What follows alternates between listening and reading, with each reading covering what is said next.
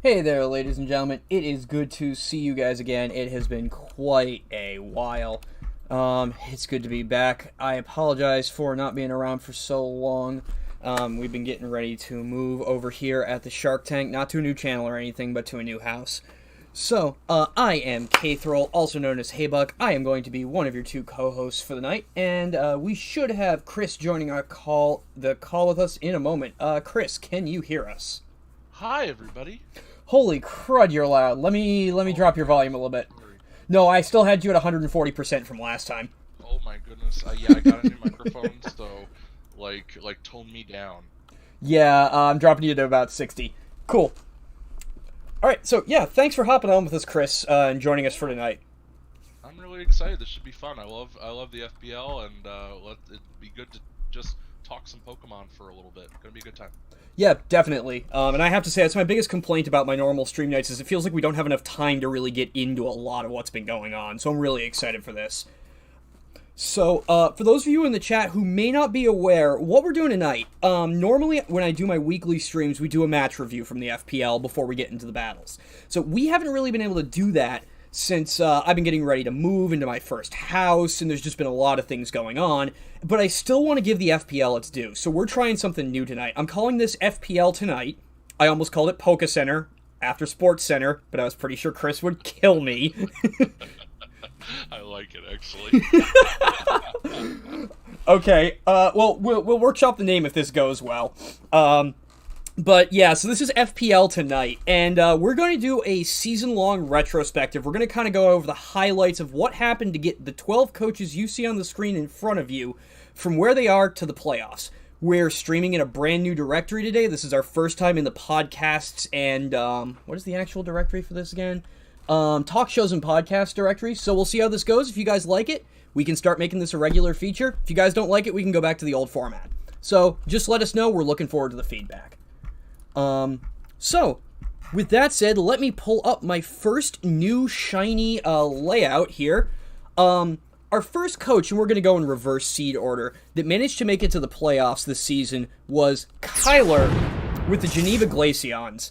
Now, this was a bit of an uphill fight. Chris, I believe you were the one who ran through all these matches before we got started tonight?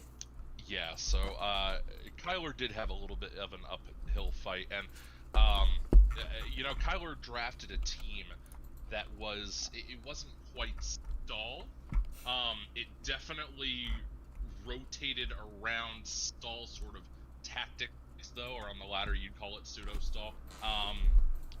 Kyler brought a lot of mons that really kind of fit that mold. So Mega Aggron, the big fat thing that refuses to go down to anything. She brought Cresselia a lot, which is kind of a let's stay healthy, possible Calm Mind Sweeper, Trick Room option. She had Wish options on her team with Vaporeon, with Clefable to keep everything healthy, and also stall out some things like Vaporeon does, and then kind of added a couple of fast elements. The Aerodactyl was one. She brought a lot, 8 times throughout the regular season. Salazzle 6 times. Also, Salazzle kind of benefits that stall-esque kind of team because it does have that corrosion toxic that can help wear things down as matches go along. So her main role in this league so far has been the heavy use of the semi-stall, having Vaporeon and Clefable wish things up, keep Mega Aggron healthy because it's so hard to take the thing down. One big note on the season, I think, for Kyler is that Calm Mind Cresselia came a lot, and we're about to see it put in a lot of work here, unfortunately, at the expense of my co-host here. But this is a week 1 matchup against Haybuck, in which, if you just look at the screen here, it's easy to say it looks like Haybuck kind of has this match under control. And Haybuck, why don't you just go ahead and press play there, and we're going to see what happens. Yeah, so this was definitely not one of my shining moments. So we start off with the fall of Vaporeon, so it's 1-5 here, and at this point, I'll admit, I felt like I had this one in the bag too. Like, I was sitting over here on the other side of the computer celebrating my first match of the season, winning. And then this happens. This kind of speaks for itself here. Yeah. So first thing, I don't know why you switched out. Um, I'm not sure what speeds were or what's happening there, but you switched out. yeah, I was a little overly worried about the energy ball on Crawdon at the current health levels, so I figured I'd just switch to something that could take it. Right, so here we go. We get the start of the demise. Nothing Mantine has is going to kill or take Cresselia's substitute out. Even if that air slash had connected, it wasn't going to break the substitute. Cresselia's too tanky, and Mantine doesn't have enough special attack. And it starts. Cresselia starts calm minding up. Again, all this Mantine can do is just click Scalds, click air slashes, hope that at some point it's going to break. Spoiler, it's not.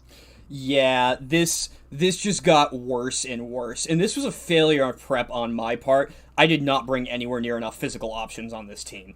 Yep.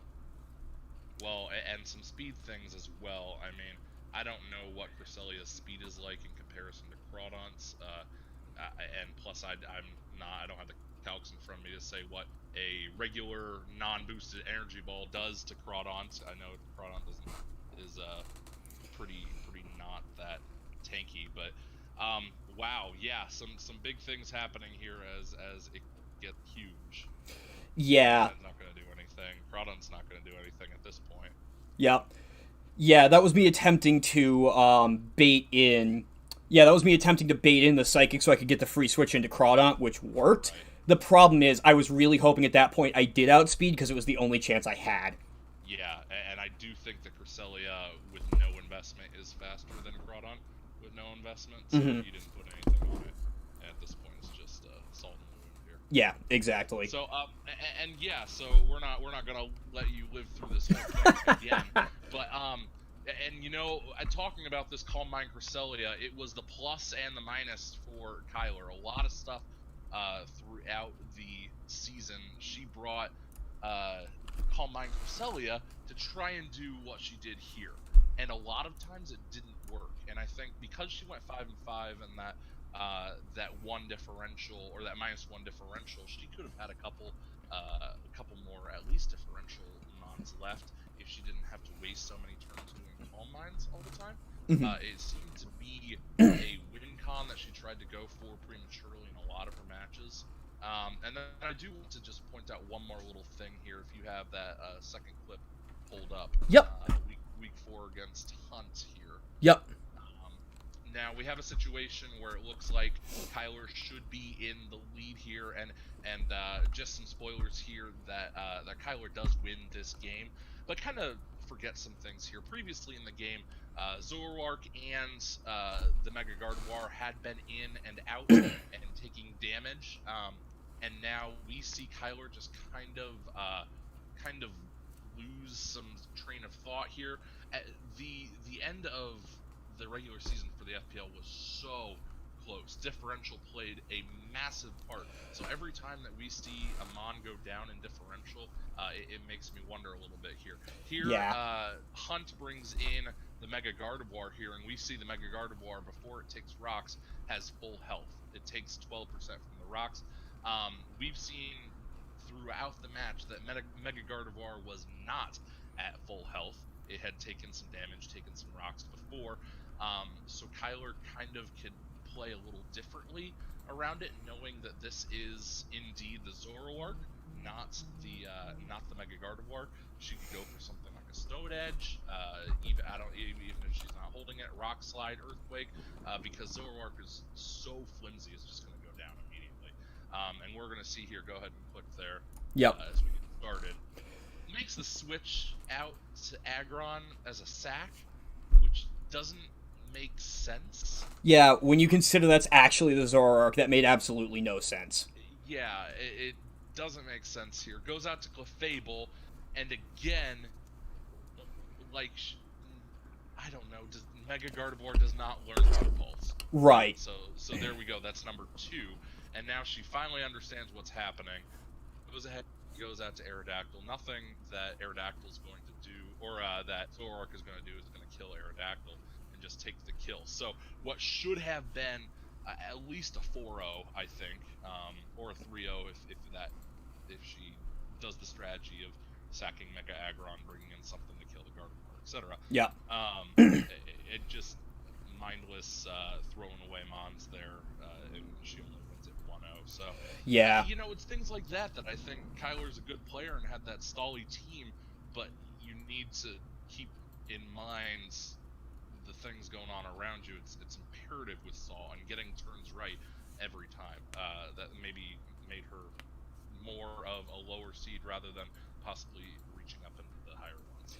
Absolutely agreed. And you did mention that down at the bottom of the seed ranking, it was it was extremely tight. Every single differential point mattered. I'd just like to highlight that between Kyler and our 11th seed, it was 1 point differential. Our number 11 seed had 5-5 at 0. She had 5-5 at -1. So if she hadn't have made this mistake, she would have at least been the 11th seed.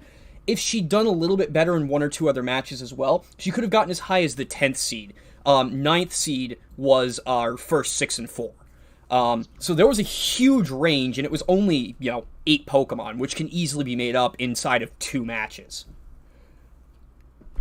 I actually just got a comment that you're still a little quiet. I think I might have dropped you a little too much, so I'm going to pull you back up here. Cool. Okay, thanks. Yep. Rue, let me know if that sounds any better on Chris. Hi, Rue. This is the test for you. Am I better? Question mark. Yeah, that's going to take a second with the delay. But, I totally agree with everything that you said there. I mean, the other thing we need to consider, too, and sounds like it's good. Awesome. Well, I'm right next to you, Tawny. No, I got you in my earbuds, too. But yeah, the other thing to consider, too, is this is Kyler's first full season of any draft league. So all things considered, there were definitely a lot of mistakes, but I mean, for a first season, she made it into the playoffs her first time around. So I still definitely have to give kudos here for the effort. Mm-hmm. Cool. So, do you have any last thoughts that you wanted to go over, or should we move on to our next battler? Yeah, I think we're about. Yeah, I think I'm good to go. Cool. So our number 11 seed this season was actually our winner last season, the Atlanta Firehawks, once known as the Minnesota Mawwiles, coached by JDMI.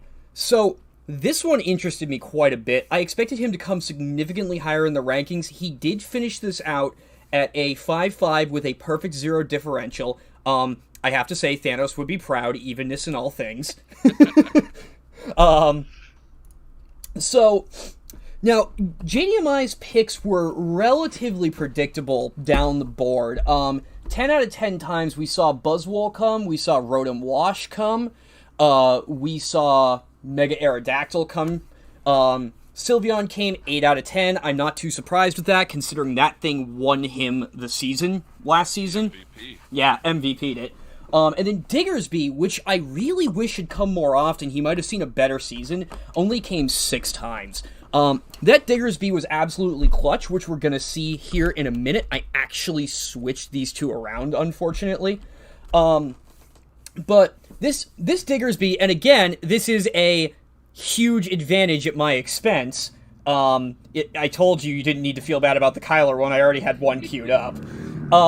Yeah, so Diggersby is a huge thing here on this team, and it works really well with the team composition. So what we're going to see here is, again, I'm up on a 4-0 lead, and the last Pokemon on his team just comes back and takes it. It's a huge upset and a huge turnaround, and it gives him the match 1-0 when all is said and done. I mean, that thing has, crud, I can't remember the name of the ability. Huge power. Thank you. Yeah, that thing has huge power, which, if I'm not mistaken, yeah, it just straight up boosts the attack stat. So that thing's a physical powerhouse even without setup. You basically get a setup sweeper here without having to spend the turn to do it. And it's pretty fast. I have a pretty slow team here. You can see what I had on my team. I had a Shuckle, a Crawdon. There wasn't really anything that could outspeed this thing. And he just walks through my team.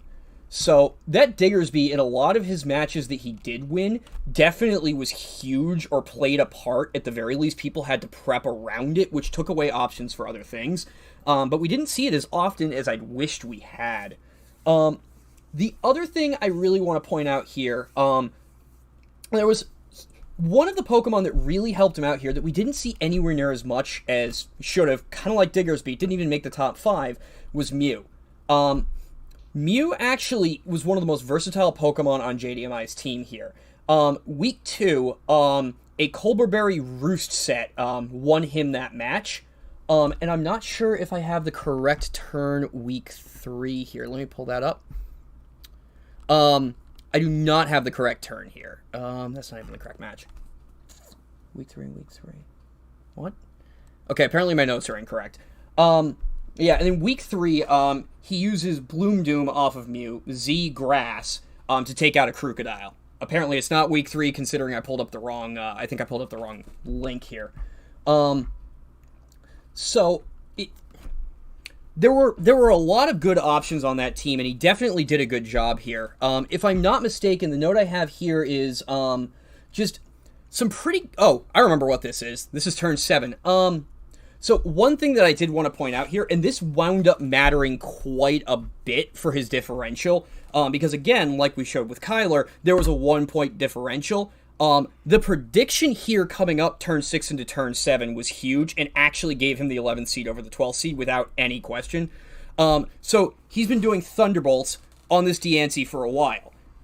So on our next turn, we're going to see that Awesomeness guy is going to go into...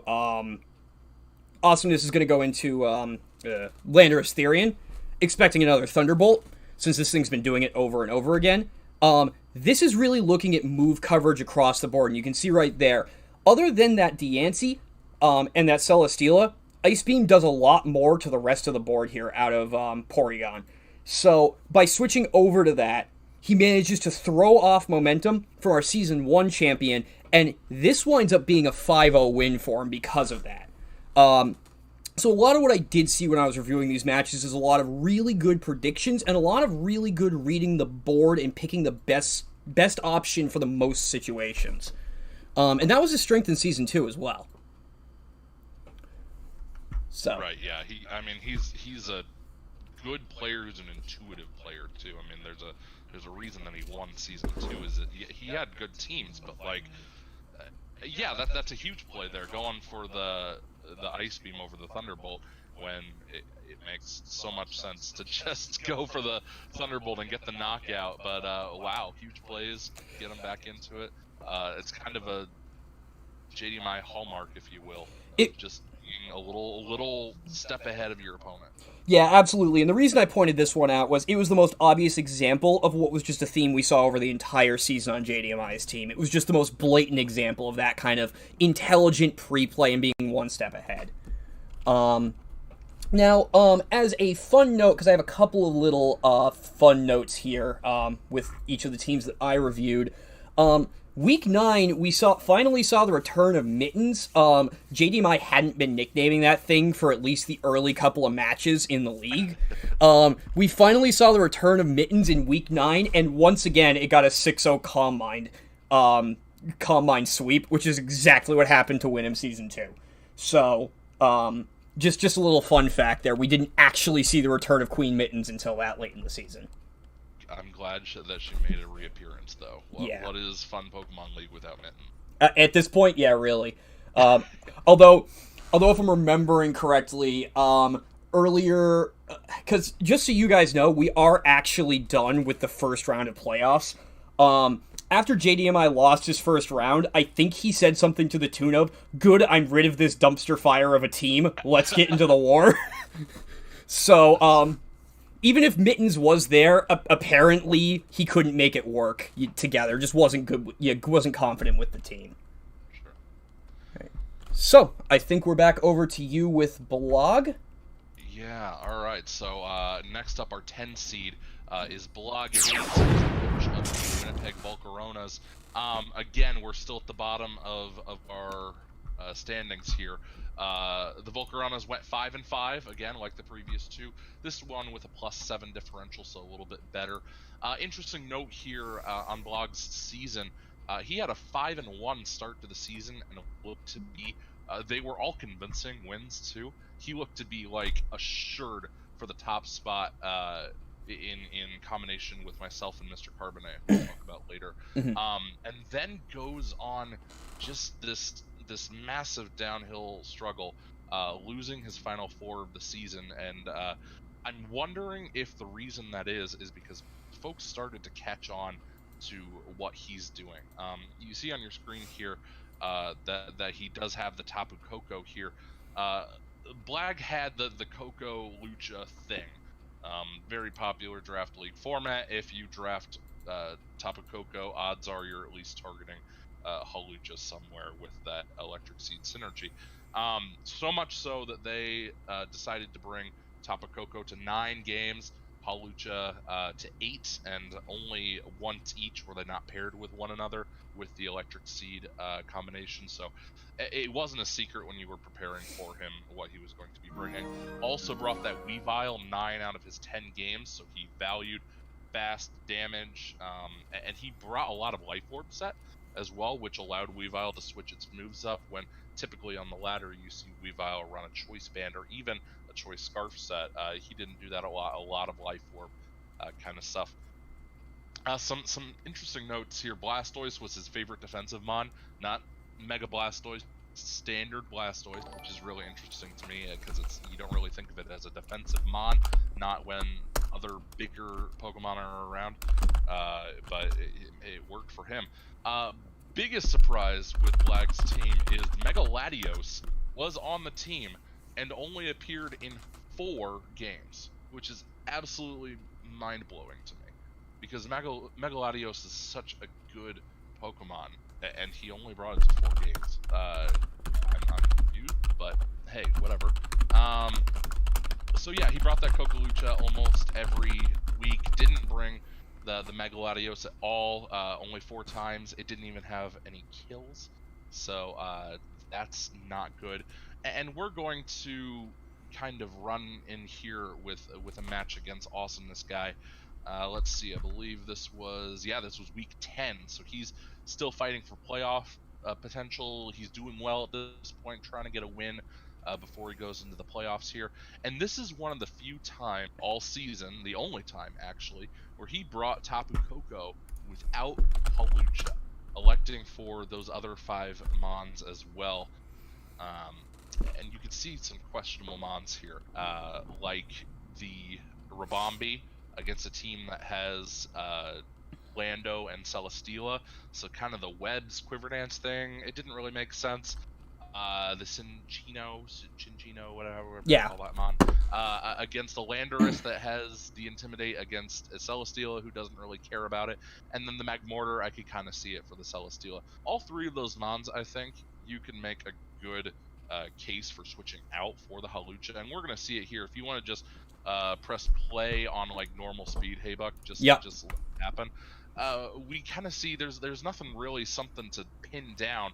We see Cincino and Magmortar attempt to do things here in the late game. It doesn't do much. I mean, that's a I think it's a banded tail slap if I remember it correctly, and it's doing nothing. Yeah, a little bit of bad luck with the tail slaps there. There's no doubt.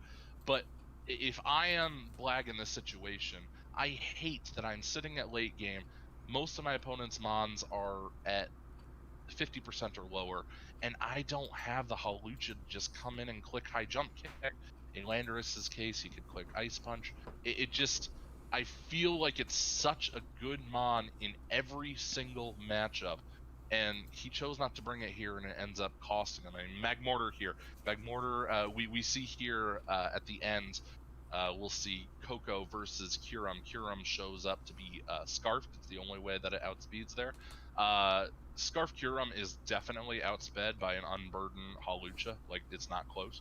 So just way too many things happened there at the end that kind of denoted to me, wow, Hawlucha's like a much bigger deal, and I really wish that he had brought it. And many of his wins throughout the season were there because of the Koko-Lucha combo. It didn't make sense to me that in such an important game that decided seeding could have also potentially had bye. It caused some stuff up in buys. If Awesomeness lost this game, I don't think he would have gotten his bye. There's a lot of implications from not bringing them on that had been MVP so far in the season. I think it was a poor play. Potentially contributed him to being as low as he did. Overall, good season though. Halucha Coco is tough to beat, and he used it well for the most part, and ended up in the playoffs. Yeah, definitely. I mean, I actually ran into the same issue back in Season 1. I do just want to take a really quick second, though, to say to Kaya, thank you so much for that. I believe it was a 9-month resub. Yes, thank you so much for that 9-month resub. And Mr. Rue and Kaya, thank you both for the hosts. We love it when folks do that. It helps so much. No, I completely agree, and I can kind of see why Blog did it. I had the same problem in Season 1. I had a Coco Lucha combo, and what was happening is I had a really strong early season, and I was losing it in the late season, and I did the exact same thing in a critical match for seeding placement. I personally didn't bring either Coco or Lucha, because everyone had prepared for it so well, it had become so obvious what the build was. I just willing to throw anything at the wall to make it stick. And I'm pretty sure that's probably what he was doing here. Because like you said, it was the last week. It was an important match. And this is the only time we didn't see the combo together. So. Yeah, and that's always the question, right? I mean, I was in a match a couple weeks ago in another league where I was terrified of the Celesteela and prepped everything for Celesteela. Then the opponent didn't bring it. And I lost because everything had been put towards beating Celesteela. I think that's probably what he was going for here, is hoping that Austin this guy was going to prep too hard for the Halucha. Difference here is I don't think there's over prep for Halucha on a team that has Landorus that just naturally kind of checks it, and the Celesteela that is a known protect set that Halucha is not able to beat. So maybe a little bit of overthinking on Black's part, but he may in the playoffs. So what can we get mad at him for? No, absolutely. So, our next seed was number 9. I've taken to referring to them as the Stall Liege. This is Hexcat with the coaching the Sin City Spiritombs. They were 3rd in the Coco division. They were 6-4 at a +4 differential. So, their most brought mons, and this should tell you quite a bit about their team as I start rattling down this list, were Mega Sableye, Chansey, Toxapex, Skarmory, Zygarde 10%, and Tangrowth. Only one of these things is not a flat-out Stallmon. Oh, and people are weeping everywhere for Pokemon when they hear that. Yeah. Absolutely. This is the type of team, again, someone said this in the chat earlier today, this is the type of team that you see come out when you're OU laddering and you just immediately slap the forfeit button. There's no point in fighting it, you just don't want to be there, you just want to leave. So, the match I have up right here was Hexcat versus Hunter, who was running the Dallas Dolphins.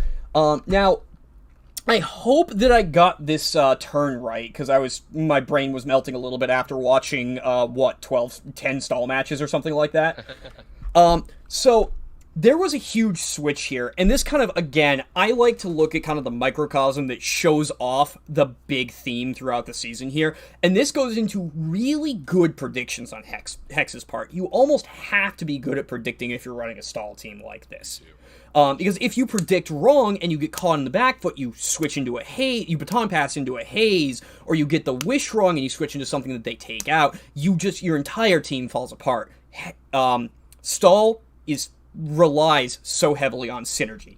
And this is a great example of that if this is the one that I think it is. So, yes, this is it. So, we see here a switch out to the Lucario. Chansey goes for a protect, nothing. So, this was key. It gets the wish. So, what's this? Yes, a switch out to the Gligar here, just in time to soak up the Z fighting for 20%, taking that option off of the board, and functionally removing the threat to Chansey altogether. Because let's be honest, that was the largest threat to Chansey. It's a physical fighting stab mon. And that gives Hex a lot of momentum going into this so that they can continue to set up, continue to throw these Toxic Spikes. If I remember correctly, we eventually wound up seeing 2 Toxic Spikes on the board, and there really wasn't much that Hunt could do about it when all was said and done. So yeah, this is just a an example, a kind of a microcosm of that overall great decision making and those good predicts that we saw for those 6 matches that Hex won. I didn't pull up specifics on some of these, but one of the most common tactics I saw out of Hex, which is almost critical on a team like this, especially when you're bringing the mons that they were, Whirlwind was really common on Skarmory, specifically to drag the opponent's Pokemon through the hazards over and over again and just whittle them down.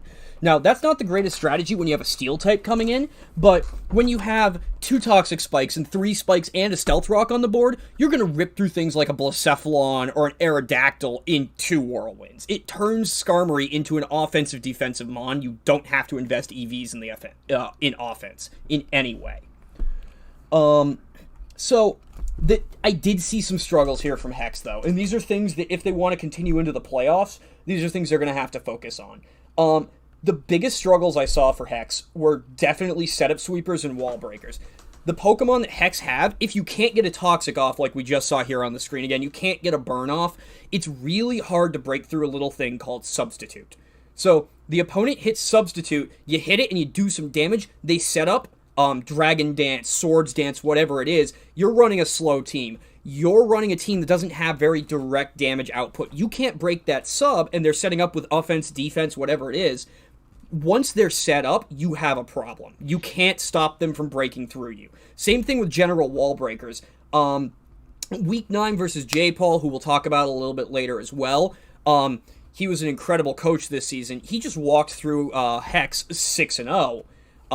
Just because he put together a really good team of wall breakers designed specifically to punch through tanky mons like this. So the last match that I have here that I just kind of want to, I'm just going to let this play. This was the Week 10 match between Burrito Ben and Hexcat. Now, I put this match here not for a specific example of anything, but because this was one of the most important matches of the season and did something I haven't seen in the FPL before, or really any league. Now, both of these combatants are fighting for playoffs, period. Whoever wins is in the playoffs, whoever loses is not. It's a 5-5 versus a 4-6. And everyone who only had 4 wins was not eligible for the playoffs the way things shook out. This match, Hex didn't just win this match. As we'll see if we get far enough down, I mean, this is a stall match, there are quite a few turns here. But Hex actually won this match, didn't squeak it out. Hex won this match 6-0. So it took Hex from, I might make the playoffs, and thrust them all the way up to the 9th seed. And this is what we're talking about when we say differential matters. When we're talking about differential, I mean, you can see exactly how far you can jettison yourself. I mean, like I said, Hex almost didn't make it into the playoffs. This match was actually 2 days late, and Hex was ready to just take the forfeit loss and give it to Burrito. And because they played, Hex actually made it into the 9th seed, into a pretty cushy spot considering their record across the rest of the season. And the last real note, again, my fun fact here, Hex has a couple of records in the FPL here. The one that hits my heart the hardest, though, they broke the record for the longest game in FPL history. It ran 147 turns and also was the first for a mid-league forfeit.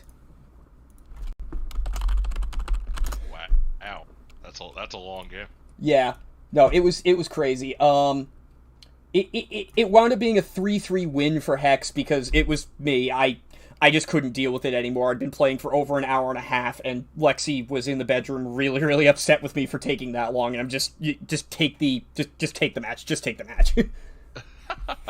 Yeah, it's frustrating. I mean, that's stall though, right? I mean, Hexcat drafts it knowing that it's going to incite frustration in opponents for not putting in all this prep throughout the week. I'm going to stop this, and then, well, maybe not, and it's going to take a long time to get there. Yeah, and the biggest thing with stall is you have to be good at predicting, but you also have to be able to deal with that, because the point is you frustrate your opponent to the point that they make a mistake, and then you have your opening to go for it. Because you get pissed off, you get greedy, you go for something you really shouldn't, you leave yourself open, and that's where stall really gets in. They get under your skin, it's a psychological game. And Hex is... Yeah, no, you go. I was just going to say, and Hex is fantastic at that psychological game. Go ahead. Right. Yeah, and uses Sableye well, too. So the two ways to get past stall are hazards, right? So that they can't get in all the time, or getting boosts up.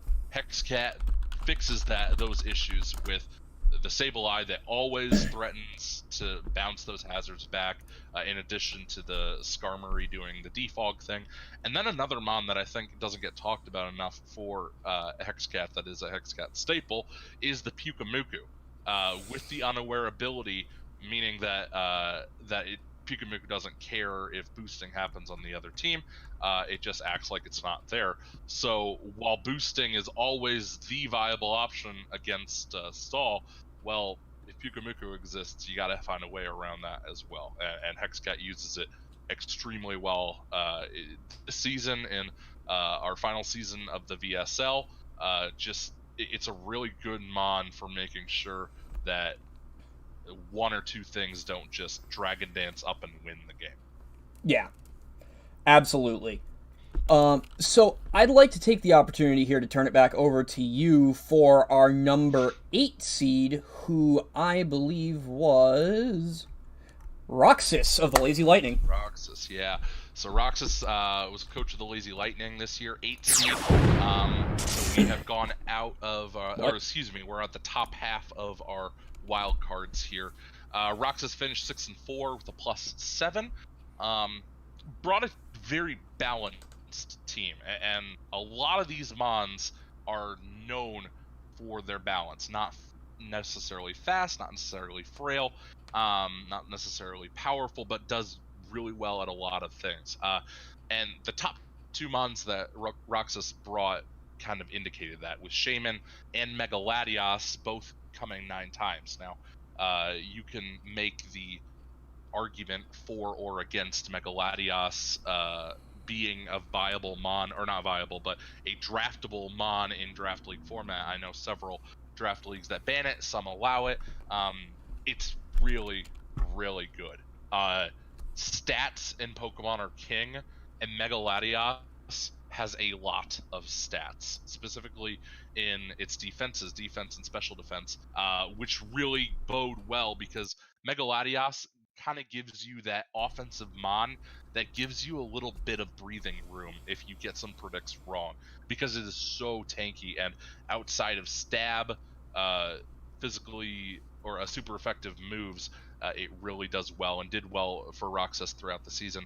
Other mons that they brought that were really impactful: Zeraora was brought 7 times, that fast electric type.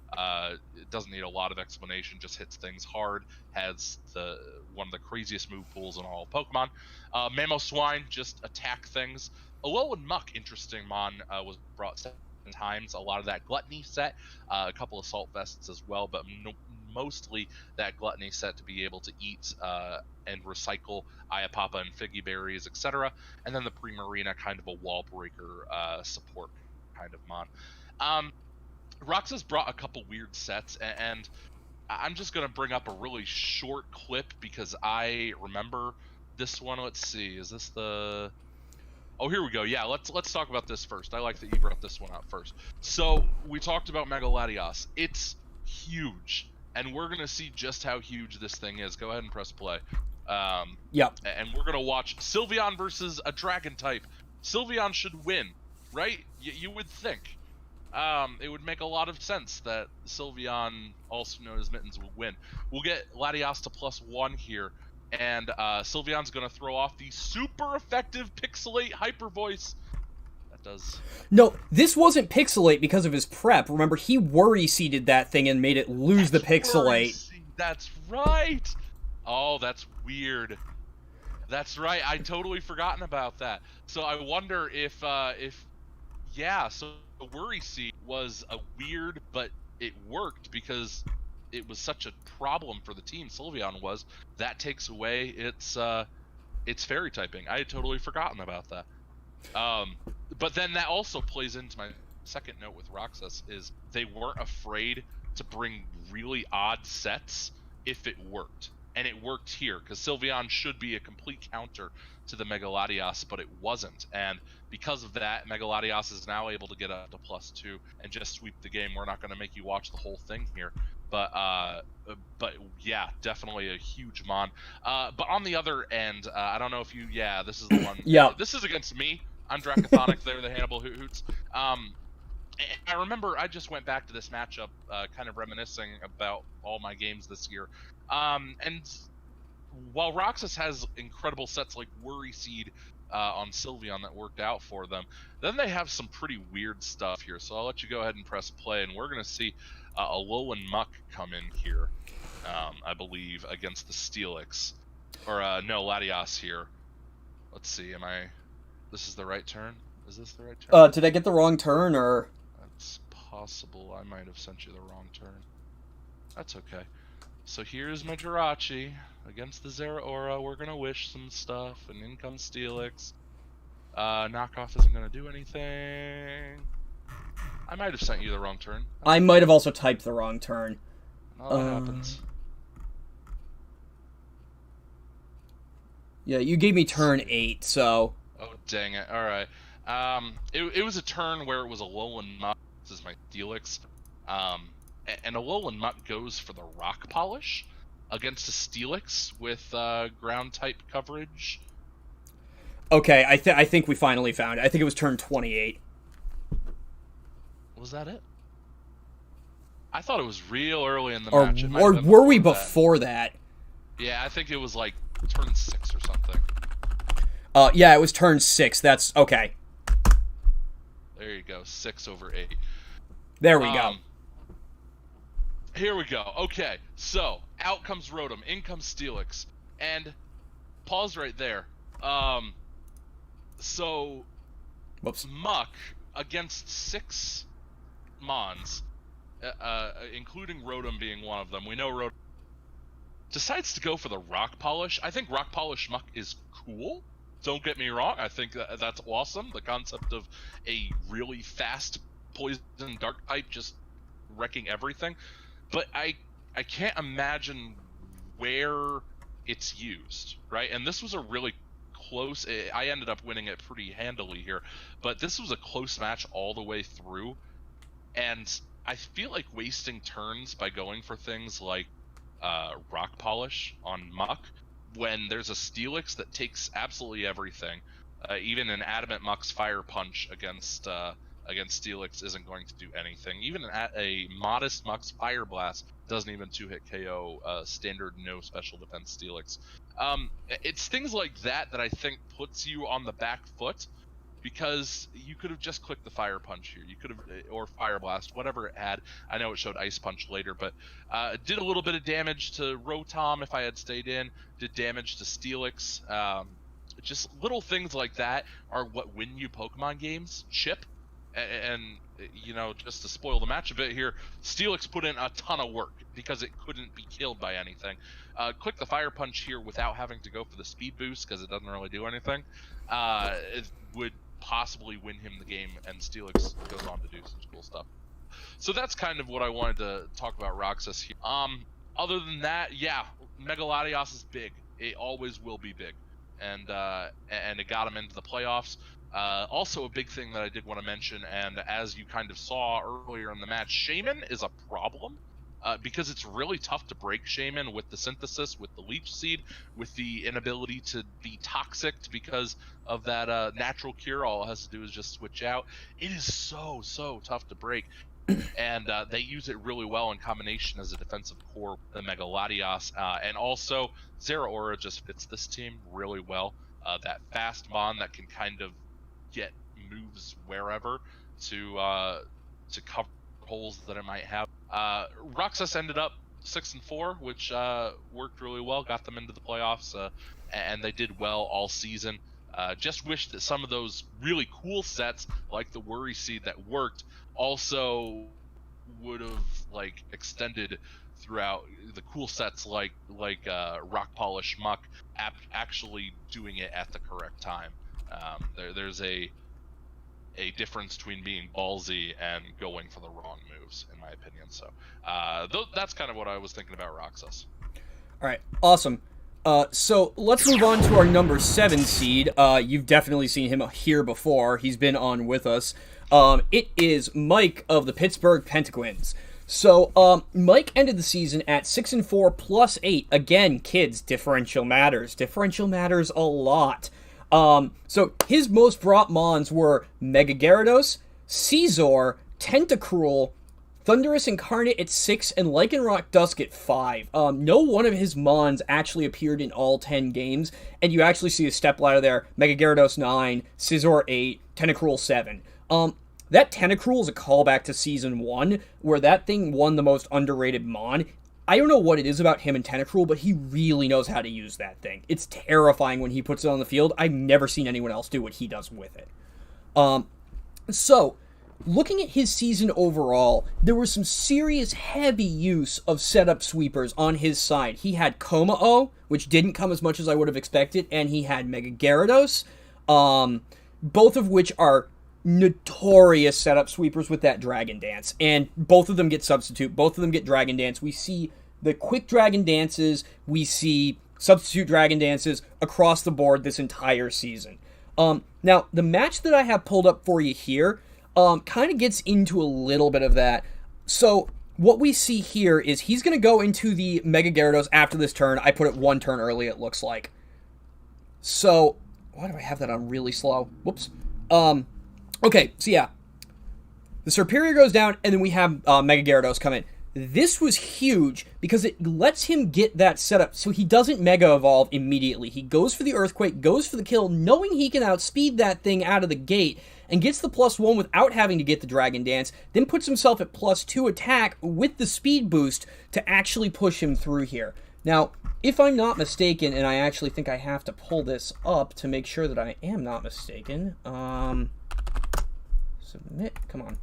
Yeah, he goes on to win this 4-0 specifically because of that. Because once he had that +2, nothing could stop him. He knew he could survive that Thunderbolt and retaliate, so he got the Moxie hit, got the +1 on speed and the +2 attack, and then there was nothing that could stand in his way at that point. And we see a lot of things like this over the course of the season. Week 3, Gyarados set up sweeps for a 3-0. The only reason that Mega Gyarados doesn't go 6-0 on its own is because he gets taken out by a Sandstorm.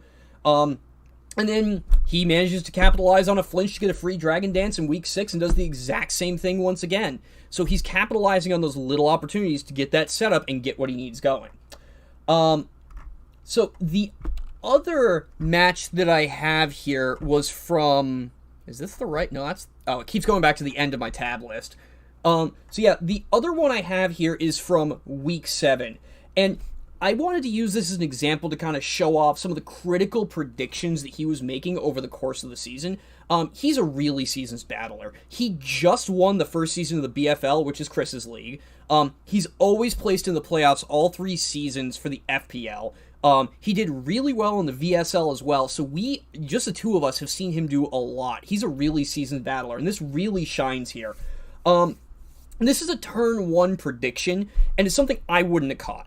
So, I'm going to go ahead and play this, so the leadoff here, come on, normal speed. So he goes Donphin, which is a pretty typical leadoff. He knows what Chinchino's capable of, and switches out predicting that Bullet Seed, gets it right, and goes into Caesar here. Later on in the match, which we may or may not get to, he does a similar thing. He predicts a switch into Tapu Koko, and eliminates Tapu Koko first hit here. So he's able to break the Koko Lucha combo and winds up winning this match 3-0. At this level in the playoffs is where we start to see this too, and this is a theme that I've been seeing at the higher levels, 7 and above. You know, some of the better battlers really prioritize priority moves on their team. And it's not so much to get those quick kills in the middle of the match, but we start to see it here, but we see it a lot more the higher we go. Oh, yeah, this was the prediction. Just takes out that Tapu Koko right out of the gate. So those are the types of predictions I'm referring to. But we start to see this a little bit. It's for cleanup at the end. You don't think that when your opponent has 2 Pokemon at 1 or 2% that it's any kind of big deal. But we really do start to see at Mike's level here, you're using those moves to clean up just to prevent the off chance of the types of comebacks that I was dealing with both JDMI and Kyler. And that really kind of gets into that high-level play. He used that really well with this team. You've got the Bullet Punch out of Caesar. You've got, I don't remember, you got Accelerock out of Lycanroc there. Now, there are still some misplays here. I didn't pull this one up, but there were some greedy plays out of Mike that lost him what should have been winning matches. Week 5, he made a really greedy play going for a Rock Polish, or I can't remember what the move was, but it's a +2 speed on Necrozma when he could have easily just gotten a kill, and he winds up going in for an 0-3 loss. Thankfully for him, that wound up not mattering. The 0-3, he wasn't that close, and he wasn't that close in differential, but still, it was those kinds of plays. And the other thing he had a problem with was when he didn't manage to keep his setup sweepers on the board. Week 8, he lost Gyarados and Decidueye both really early on against Hex. Once that happened, he couldn't break through those walls, and he wound up going down again. If I'm not mistaken, that was actually that was an 0-5 loss just because he lost those 2 Pokemon. So there was a lot of heavy leaning on those 2 Pokemon, your setup sweepers, your Kuma-O, your Donphin. You were seeing a lot of the same thing there. But once those are gone, he's really low on options. And that's something he's going to have to focus to overcome if he wants to keep going in the playoffs here. I do want to note, hey Buck, as I was watching the previous replay, not this one, but the one with Gyarados going for the crunch early and getting that Moxie boost, I want to note that +1 does not kill or +1 crunch does not kill the Raikou there, and so had the Moxie not happened, and then he clicks Dragon Dance in front of Raikou, lives a Thunderbolt, and goes for Crunch would not have killed, especially if Raikou has any sort of HP investment, and it's that sort of stuff that wins you games, because as we saw, Gyarados just won from there. Well, if Raikou was able to kill Gyarados and has 25% left, Raikou could clean up the game on the other side. So Mike knew his options. He had calced everything. He knew that Crunch was not going to kill unless he stayed in regular form, got the Moxie boost. It's that stuff that wins games, and that Mike is so good at. He knew before the game started what +1, what +2 Crunch did to kill his opponent's Raikou, and he's such a good player, and he beat me, and I'm still not over it, and that's okay. Don't worry, we'll talk about that one a little bit later. Oh, I can't wait. Yeah, hey, you did it to me with Kyler, I'm gonna do it to you with Mike. Yeah, fair enough. Hey, you want to talk about Luppy? Let's talk about Matt. Cool. So Matt Luppy is our next level number 6 seed. He coached the Seattle Magirnas, finished with the 7-3 record with a +20 differential, easily our highest so far. Luppy is in my opinion, one of the best teams that didn't win their division. He was in that stacked division, and really had I think, the scariest team in the FPL. And you see on your screen right now the Scolipede. You also see that Matt brought the Tapu Lele. And I think Matt said something as soon as we were finished drafting. He's like, guys, I'm going to tell you all my game plan for the rest of the season. How can I win with Lele this week? Oh, man. And he did it. It was almost every one of Matt's 7 wins had something to do with Lele. Now, interestingly enough, the one that we're showing you here is not going to do it. But, wow, huge stuff from Lele. It's obviously one of Broken Mons in Draft League format. Again, one of those like Megaladios that people are like, should we ban it? Should we not? It kind of sits on that fence of yes or no. With the Psychic Terrain, lack of opponents being able to do priority moves against it, the fact that what you would think would be the best counter in Pokemon is not able to counter it because Psychic Terrain, it's crazy. It's a really good mon. Other stuff that Luppy as he brings Cobalion, really good partner with Lele. The Rotom H to just Volt Switch around and have fun. He brought those two 7 times apiece. The Scolipede 9 times because Speed Pass is a thing. It's a thing that does really well with Lele. And Baton Passing Speed Boost is just as a tale of old as time for the Scolipede. And then he did bring the Snorlax, which we're going to feature right here. He put on a clinic with Snorlax on how to beat Stall. So go ahead and press play there, Hey Buck. We're gonna watch some beautiful speed passing here. First Scolipede gets behind the sub. We touched on it earlier with Hexcat. How do you beat Stall? Get behind a sub and stay behind a sub. He passes that sub to the Snorlax. Snorlax obviously is not impacted by the Shadow Ball, meaning that it gets the free Belly Drum off to get full health behind a sub, and this thing is just going to wreck. Hexcat doesn't really have a ton of options here. Skarmory is going to be able to break the sub, great, but at what cost? Because now we have the fastest Snorlax of all time with the most attack, just going to obliterate everything. Yeah. Now, he didn't bring Snorlax to a ton of matches. He only brought it to 5. But it was kill leader for a long time just because it did this. 4 attack, or a plus 6 attack with +1 speed Snorlax against Stall is the most terrifying thing ever for someone like Hexcat who just does Stall. It's a trademark Luppy sort of thing, using what he has well. And that kind of was how his season went. He had a very common strategy. Get mons to +1 and win with them. We saw that with the Mega Sharpedo. He enjoyed using that, getting the Protect off. Speed Boost gets it up to +1. And unless you're Scarfed, not a lot of things are going to be able to outspeed a +1 Mega Sharpedo. Does a lot of stuff there. He did some passing with Scolipede, get to +1. And how many mons can you outspeed at +1 and do a lot of work? Big thing on Luppy, we talked about Tapu Lele. If you stop Lele, you stop Luppy. So he had 3 losses. One was to Soccer Dude, who we're not going to talk about ad nauseum. And then 2 other losses on the season. And both of those other losses, he lost because he lost Lele early. Whether it was a mon that was specifically designed to count Tapu Lele, or it was something that was a check to Tapu Lele that wasn't easily broken by the rest of his team. Luppy goes as Lele goes. That was so indicative. And as he's in the playoffs now, I think that's going to be a huge thing for his opponent, is how am I going to stop Tapu Lele? Is it worth taking some prep out toward other mons on Luppy's team in order to really lean into killing and checking that Lele early? But man, he's one of the best battlers I've ever seen.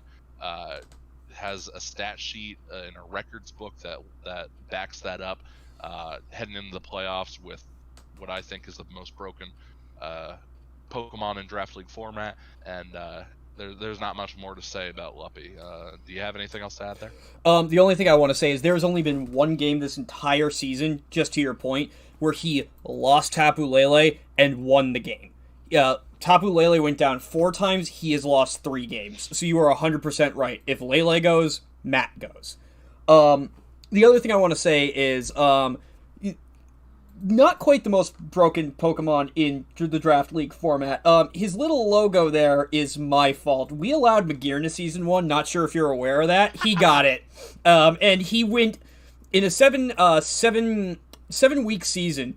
He went 7-0 in the regular season, and then he went undefeated to the finals and got taken out by Awesomeness Guy in the last match. That was the only time he lost, because that was a broken mon. So, well, yeah. We'll see if he can pull that off with Lele and make lightning strike here. Funny enough, despite how good of a battler he is, he still doesn't have a championship to his name, which is honestly it's a little depressing to see, because he's so good and puts in so much work. And I've seen some incredible things out of him. I agree with you. He's one of the best battlers I've ever seen. And at this point, I think he just deserves it. He deserves to have a championship under his belt. Is that true? He doesn't have a championship? Yeah, that is 100% true. Unless he won something way off away from us that we didn't see. Wow. I didn't know that. Yeah. And It's crazy to think about. yeah, no, now that Roxas has been eliminated, who was the person I was rooting for just because I work with him, at Kronos, now that he's eliminated, I'm rooting for Matt. No offense, Chris. I think he deserves it after so long and so much work. That's the only reason, man. Fair enough. I would root for Matt too if I wasn't so. Yeah, absolutely. All right, cool. So let's move on to our number 5 seed. This is another name I'm sure you're going to recognize if you follow the league at all. Burrito Bro of the Chicago Bear Ticks. He was second place last season. He came out of this season 7-3 at +20, identical to Matt.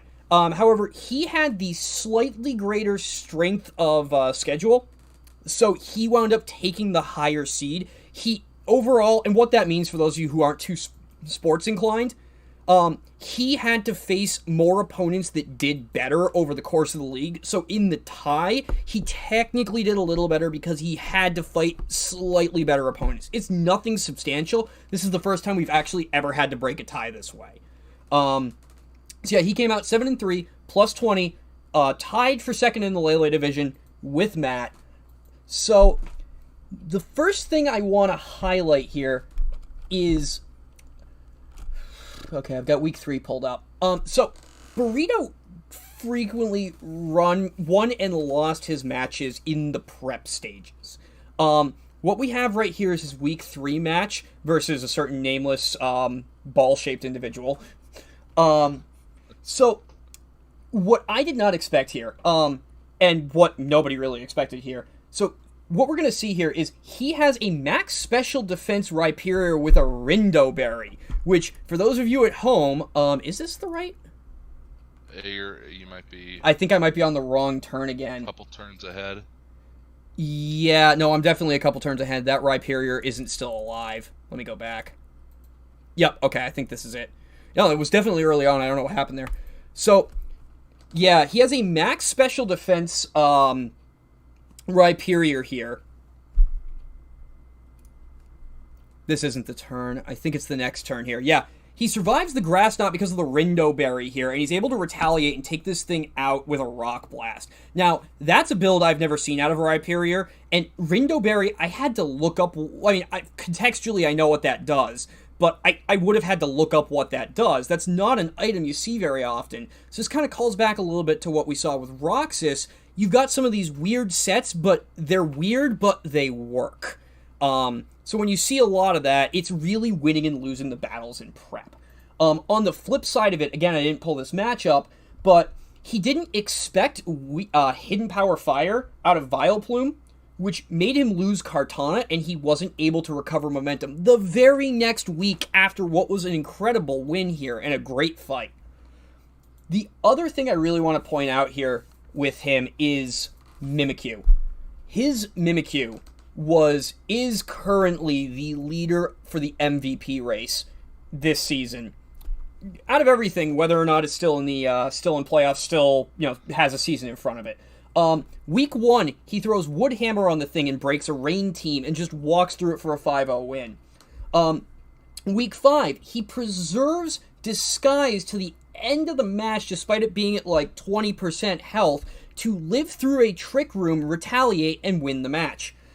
Week 7, he saves his differential and gets himself up to this tie specifically by putting Mimikyu in on a Blastoise to avoid it getting a Rapid Spin and keeping hazards out there. So, Mimikyu was huge over the course of this game. So, what I have here, this is his Week 6 match. Where did it... Okay. So, I actually don't remember why I have this queued up, but I'll let it play here. I'll probably remember in a second. Oh, this was the Ditto thing. Again, this really goes down to winning and losing it in prep. So, this speaks to Kartana. Wow, I'm losing myself in my notes. I'm actually just going to completely bypass this and just kind of let this run. But Burrito has always been a great battler. Yep, Rue, your shame, unfortunately. So yeah, Ditto manages to take out the Kartana here. with the Smart Strike, which I've never actually seen a Ditto really be that effective, which this was impressive. And this kind of gets back into the Mimikyu here as well. He still has Disguise at this point. He saved it for the right point. He runs the Shadow Sneak. He takes it out. He still has the Disguise. Yeah, Burrito is a fantastic battler. I'd say he's up on par with Matt, and he had a great team. Mimikyu and Kartana both did great. When Kartana goes down, he starts to have a problem usually. When Mimikyu goes down, he starts to have a problem usually. But for him, it really is the prep. He wins and loses his matches by prepping correctly. And we see that all throughout the season. He's still in it. He was our number 5 seed. He was the top of the wild cards. Almost made it into his first round bye, which we're going to be seeing. We're going to be talking about some of the first round bye folks in a second here. And frankly, he earned it. He absolutely earned it. There was so much work put in on the prep side, and he definitely knows what he's doing, and he deserves to keep going at this point. You bet. I think you got it all. Burrito's a good battler. He uses Mimikyu really well, though. Mimikyu is best done and used late in games. He conserves it well, and has things like Shadow Sneak to pick off things early, so he doesn't have to pop Disguise early, etc. Burrito loves that Mimikyu too, so good to see him use it well. Yeah. So yeah, I apologize, by the way, folks. I'm derping myself in the chat. My notes and my timestamps here did not line up in any way, shape, or form, so I apologize for stumbling over my words there, folks. So I'm going to give it back to you, Chris, so we can start talking about our first round buys. Cool. We're going into first round buys here. These are folks that had a bye week this last week, so enjoying the week off as we're heading into the second week of the playoffs here. We're kicking it off with our 4 seed Awesomeness guy, the winner of season 1, and his Orlando Bulbasaurs, the lowest seeded division winner. Awesomeness guy finished 7-3 this season with a +14 differential. Awesomeness guy's team is just really freaking solid. You can't say there's a theme. There's a matchup oriented. It just is a really good base team. Something that you could take a combination of on the ladder and do decently well. And it has some versatility as well. Celesteela being the biggest mon of the bunch, obviously the big fat tank that it is, that is annoying and has sets that subseed and stall and then set up with the Totemize and do a lot of cool stuff there. Mega Diancie, that fast magic bouncing mon. Landorus T, we all know it. It's that annoying mon with Intimidate that just has, again, lots and lots of stats, can run tons of sets, and Z moves make it even more viable in the format. And then Infernape, one of the better draft league mons because it can go physical or special, has a great speed tier, has the U-turn ability, the next and stance for setup opportunity. All those mons came pretty regularly to his matches. He shows the versatility a lot here. With the Lando T, he shows it a lot. He uses several different sets throughout the season, as he has Yachi Berry with the Ice type Berry that lessens Ice type super effective moves. Life Orb, Ban, Scarf, Z move, defensive with lefties or Rocky Helmet. All of these sets throughout the season have shown up well. And the core of Mega Diancie and Celesteela just kind of won games for him, and it was really cool how that worked out. Mega Diancie's so strong and complements Celesteela very well as far as defensively. They kind of cover each other's matchups. Mega Diancie is good at revenge killing what Celesteela doesn't like, and they were both responsible for over half of the Orlando Bulbasaur kills this season. So really big focus there.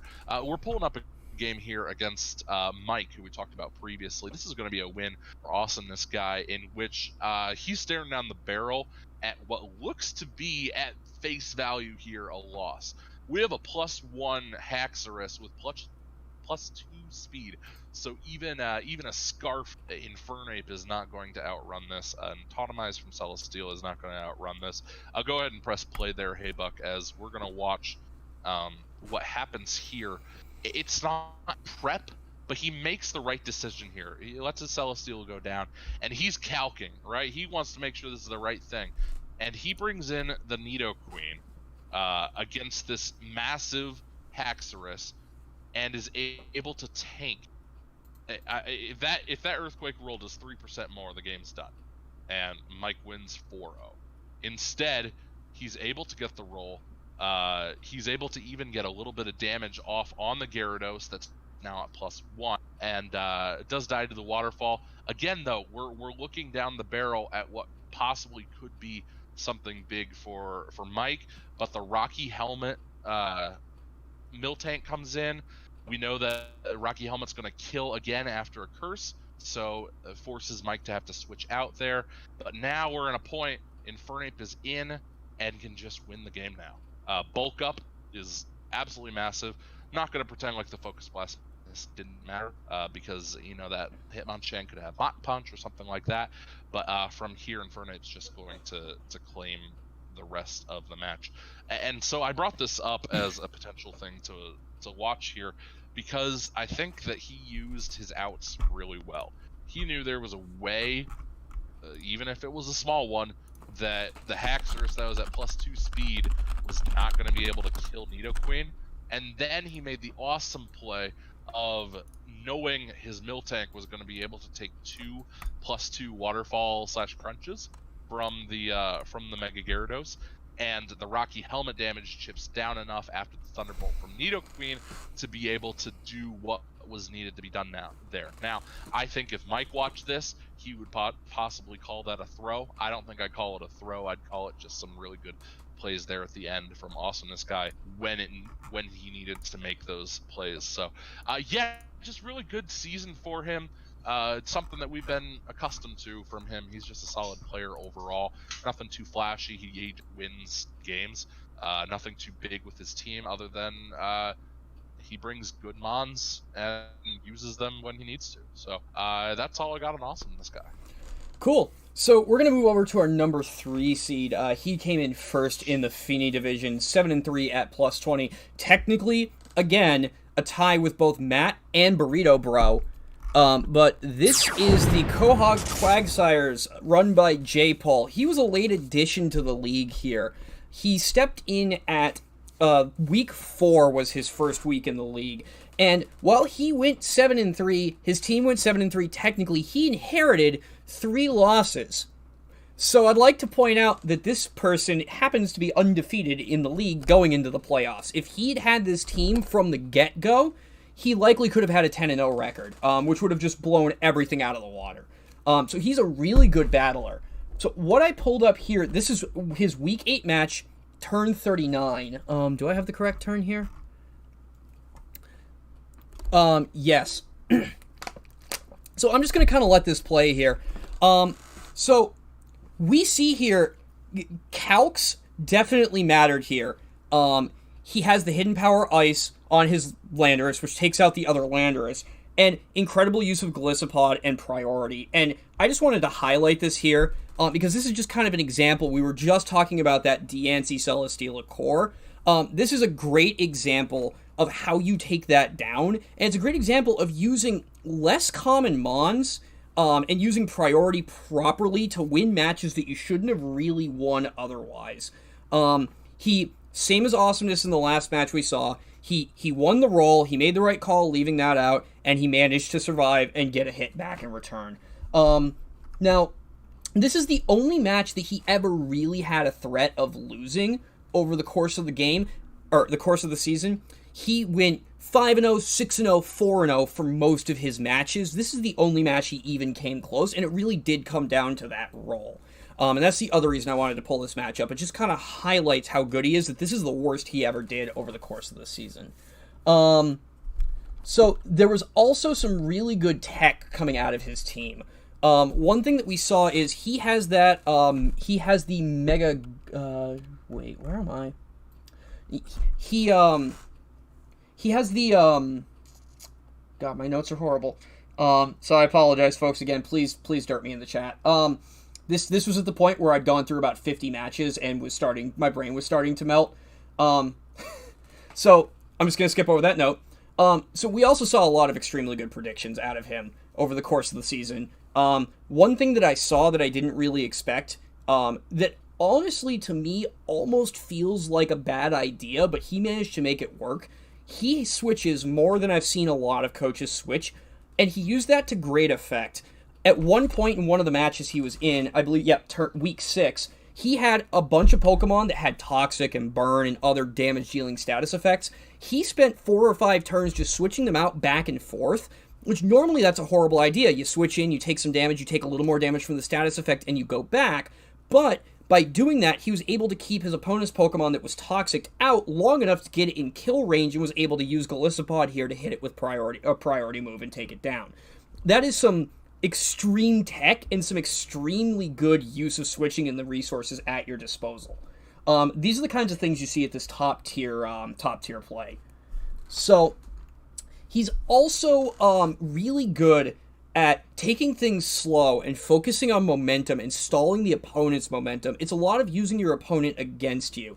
Getting a burn on a Buzzwole in his last match of the season against JDMI gave him that match because it cut the thing's attack in half when it was already at +1 attack, and it just no longer could break through anything on his team. He's also used Porygon 2 to incredible effect. I wish I'd actually pulled up a match. He successfully managed to use it as a stall Pokemon during Week 4, and then he switched it in to force out a Belly Drum Pokemon in Week 5. He uses a lot of weaker Pokemon using tanky, quote-unquote, Pokemon strategies. I'm seeing a lot of roosts and a lot of recovers on Pokemon that you normally don't see them on because they're usually too fragile to make any kind of use out of them. And really, nothing gave this team a hard time over the course of the season. It's really just a solid team that works well together. You've got... how did I screw that one up? So, yeah, wow. You've got... and this was, again, a really balanced team that you see a lot of different Pokemon coming all the time. His most commonly brought Pokemon were Golisopod 6 times, Metagross 6 times. Now, what you do have to bear in mind here is he only played for 7 of these games, so that was almost all of them.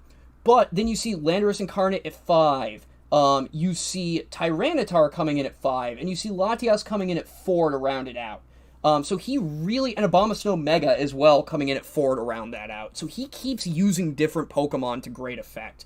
One of the favorite things that I saw from him over the course of his season was using Pelipper and Tyranitar in tandem, both with the weather effects, to change things up on the fly. He can get any weather he needs out. So he was able to get Tyranitar out to get a little bit of chip damage from Sandstorm on Mega Gyarados when he was fighting against Mike.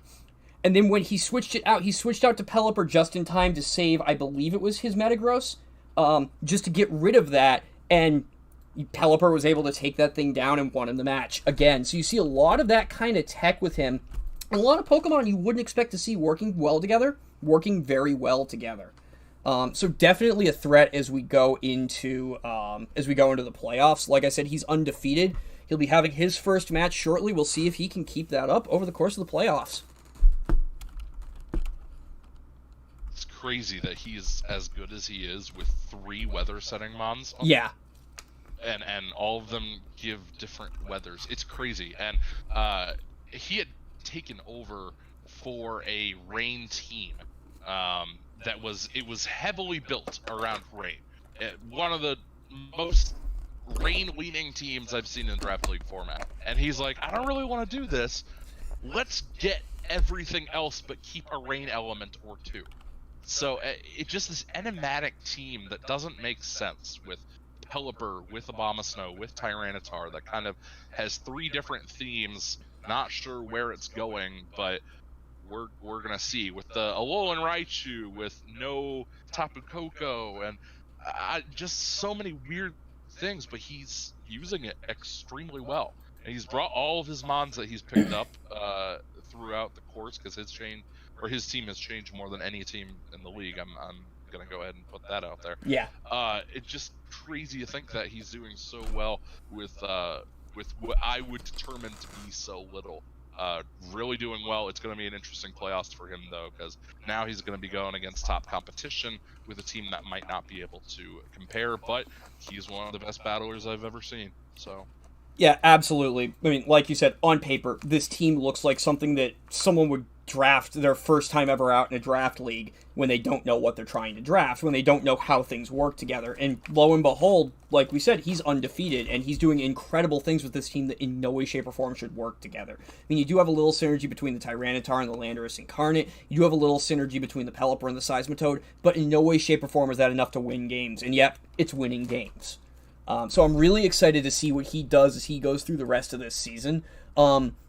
He also in the VSL lost a single match over the course of it, if I'm remembering correctly. He got knocked out in the playoffs, and that was his only loss. So this isn't the first time we've seen this out of him, so this is not a fluke with a team that just he happens to know really well.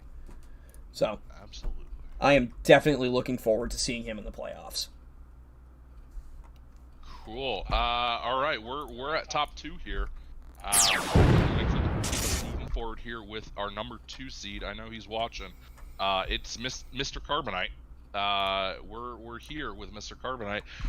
He finished his enigmatic mag mortars or elect mortars, excuse me, Carbonite. Finished 8-2. That's tied for best in the league, tied with yours truly. He had mons that big and attackful, if that's a word. We're gonna go ahead and say he kind of shared some team strategies here with Mike, with the Dragon Dance, Swords Dance sort of option. Mike having the Mega Gyarados and his Scizor. Carbonite kind of has his two mons in the same sort of edge here, if you will. Zygarde 50%. He brought it to 9 of his 10 matches. Because it's a really, really good Pokemon. And it had Dragon Dance, he used it really well over the season. And then instead of Scizor, like Mike uses, he used his Mega Scizor, which came to 8 matches. Now, Mega Scizor obviously comes with a little bit more flexibility, because it does have some higher defenses and a little bit higher attack, which means you don't necessarily need to run Choice Band or Life Orb or something that gives Scizor its extra oomph. You don't need to do that with Mega Scizor. He partnered them with the Ninetales, the Alolan Ninetales, excuse me. Big difference there, because Alolan Ninetales works really well with these 2 Pokemon, because both of those Pokemon need to set up, and Alolan Ninetales is there to establish the Aurora Veil and give them something to stand behind and set up, to click the Dragon Dance, to click the Swords Dance, or if you're Scizor and need to get into something else, click the U-turn, etc. Alolan Ninetales was really good for him in that sort of format. And then the final 2 mons that I want to talk about here, Xurkitree used it really well. It was a Z-move user on his team. Xurkitree is one of the better Z-move users in the format, with options like that, Gigavolt Havoc, and also we saw that Carb used it quite a few times. Whether it be here, I know I've seen him use it a couple times, the Z Hypnosis on Xurkitree that gives it the +1 speed, and Xurkitree's only knock is speed, so it's able to do a lot of stuff. Obviously it has Tail Glow and other options as well there. Carb season, it can really be personified by the combo of Aurora Veil plus Zygarde did what it needed to do. We talked a little earlier about Hexcat being killed by a Zygarde that was able to just get behind the sub and click Dragon Dance and start taking names. Also, that Z Hypnosis on Xurkitree always was a threat and nabbed a couple KOs with that speed boost. And yeah, sub Dragon Dance was huge. It feel like it was always a win con for him every week. And also Zygarde also has the coil. I don't think that he has it. He does not have it as a Z move option. It does have Outrage though, that always hurts. Zygarde's a really good mon, and he used it really well. Another mon that he used on his team a lot that punched a bunch of holes was that Hoopa. Hoopa Unbound is the Z move option. It does have the special attack or attacking option with it. Trick Room is a possibility, and he used it quite a bit as well. We're seeing on your screen right now how he kind of used his defensive mons really well in this matchup. The Intimidate on Incineroar coming in and out and making things irrelevant, doing really well against Luppy in this in this match of the season that really had a ton to do with playoff seeding. Wow, it was massive, because the winner of this game had the chance to be the 2 seed, and the loser could fall as far as 6.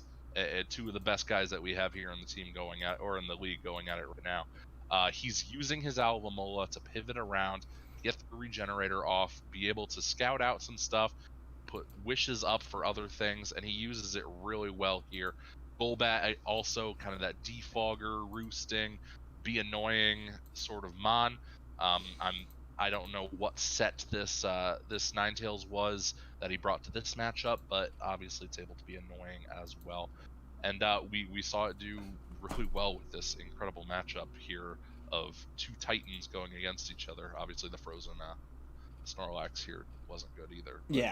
But, yeah, really good season for Carbonite as he got that bye, sits high at the number 2 seed, which is really great for him, and he looks to make a lot of noise in the playoffs as he starts playing this week. Yeah, absolutely, and I completely agree with everything you said. Although, I will say, if you take a look at his naming scheme here, he was not very, very confident with himself going into this match in any way, shape, or form.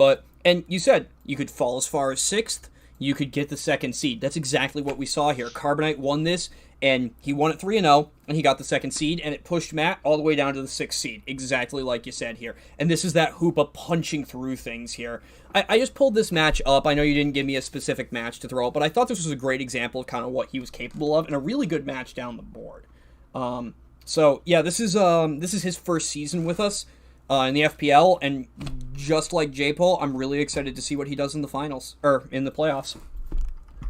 And that brings us to our number 1 seed. Who's that? That would be one Chris of the Hannibal Hoot Hoots. Hi, Chris! I bet he's a schlub. I kind of get that inkling, too. Yeah, he's a weirdo. Okay, so, for obvious reasons, I was given the odd seeds to kind of research here.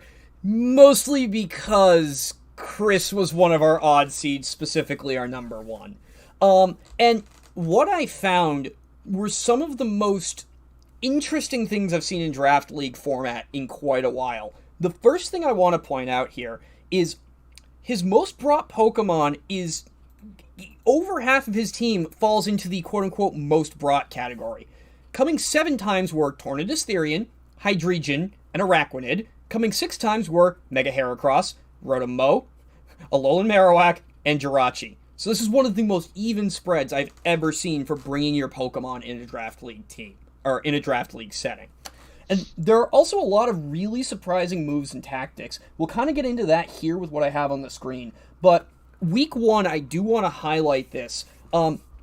He managed to capitalize on his opponent's Trick Room to or you managed to, I should stop referring to you in the third person, you're here on the call with me. That's just a habit at this point. You managed to capitalize on Kaya's Trick Room by switching into a Alolan Marowak, taking advantage of it over her, and then hitting Arcanine with an Earthquake and taking it out in one hit, that thing being one of the bulkiest offensive mons that we have in the league currently drafted.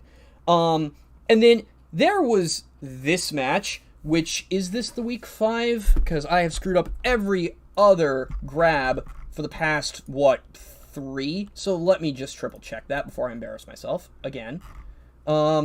So yeah, this was your week 5, which I saw a move come in here that I've never seen before, and I'm just going to kind of let this play. Little move called Doom Desire. So you're a little bit behind now. Am I? It's a little further down. It was earlier in the matchup. Oh. Yeah, it was Jirachi against the what was it? It was Jirachi versus the Primarina. Let me actually just Control F, Doom Desire. Okay, there it is. So go to turn. I'll go 1 turn ahead. Yep. So, yeah, a little move called Doom Desire that, again, I didn't even know this move existed beforehand. And this is where we start to see some of these, I don't want to call them off-the-wall sets, because you are one of the most straightforward preppers I've ever seen in my life. But you get these little things. You get this little bit of spice when you're prepping that just does incredible damage. I mean, we just saw it come out here. Yep, there's the Doom Desire attack that hits a little bit later. And I mean, that takes that Primarina and drops it down into kill range for pretty much anything you want to pull out on the board. We also have a Stall Araquanid that came out a little later in the season. That was fun. Yeah. Just in prep, it was like I knew exactly what was going to happen, and I was excited to put it out there. Yeah. I actually have an entire section here: judicious use of Stall. So yeah, this. I mean, you can take a look at what he has on his team and what I listed. There's not much Stall on that team. I mean, sure, there's Jirachi. I mean, you can kind of stall with that, but it's not a traditional stall team. He manages to make Araquanid a stall Pokemon by throwing Spiderweb at both a Cresselia and a Vaporeon when you fought Kyler, and took them both out over the course of quite a few turns. The only reason I didn't pull that matchup is because watching a stall match, for that long after watching Hex might be a little bit much. And then in week 4, when you were fighting Hex, you managed to outstall Hex with a Comfey for about 20 turns. Which, these are just things you don't expect to see coming out of the team that you had. Another huge threat that you had was Encore. And, again, that's one I didn't expect, but it's straightforward prep, but it's prep that everyone overlooks. You managed to force Tyranitar, your week 9 match, which, again, I didn't pull up here. You managed to force Tyranitar into a Dragon Dance, which allowed you to take it out. And then you managed to force Stoutland into an Encore Rest, again, taking it out. Two of the biggest threats on the board against you at that point. That week, I just want to say that week was terrifying. So I had just picked up Wobbuffet as a mid-season reward, and I love Wobbuffet. It's so much fun. Just getting to trap things and kind of use predictions. And that was terrifying because in prep for that, I was going against Mega Tyranitar. We talked about it a couple times now. Stats win games. Mega Tyranitar has 700 of them. I was just terrified out of my mind. I had a Wobbuffet in against Tyranitar. I knew that I was not going to get knocked out by a crunch because Wobbuffet is a big boy. So I made the really ballsy prediction of thinking, of saying my opponent thought that I had screwed up and that he was going to win the game, or she, I can't remember who I was talking about. This was your week 9? Week 9, yeah. That was Burrito Bro. Or not Burrito Bro, the Burrito Ben. I apologize. Yeah.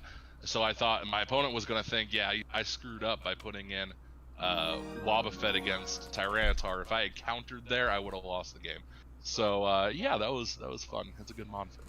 Absolutely. However, speaking of making your opponent think that you screwed things up, here this comes. Yep. So, despite being the number 1 seed at an 8-2, which I neglected to mention, plus 26, managed to take the first seed by a +1 differential, by the way. So any single play here could have completely changed the entire board and given Carbonite the number 1 seed. You managed to throw a match that you should have had in the bag. So this is a 4-2 against Mike. It looks like Chris has this one in the bag. There's not a question. So, whoa, we are on very fast here. I'm going to go back a turn because you couldn't really see what the heck just happened there. There we go. Okay. So, Mike manages to take out Steelix here, but it's toxic, and the Necrozma goes down. That Necrozma's been putting in some real work for him at this point in the season. So, Mike sends out Caesar, which, again, put in a ton of work for him this season. A lot of really underrated mons over there. Chris, for whatever reason, instead of staying in on Jirachi, switches to Tornadus, which immediately then gets taken out by Aerial Ace, because if I'm not mistaken, you forgot that a Caesar or a Scyther is capable of holding anything but an Eviolite.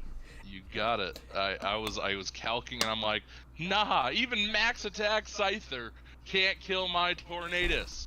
And I forgot that Choice Band existed. Yeah. So one of the worst play mistakes I've ever seen in a league, and yet you still have the number 1 seed. So, I mean, this also just kind of goes to show, for those of you in the chat who may be interested someday in getting into Pokemon leagues, even some of the best battlers out there, like Chris, can still sometimes just make stupid mistakes. I mean, no offense by saying that, man, but... No, it was idiotic, absolutely. Yeah, but everybody still makes those mistakes, and this is just a great example of it, and I wasn't going to let Chris get away with showing that revenge from Kyler without at least doing this to him. That was going to be shoehorned in one way or the other. So there is one last thing I'd like to leave us on.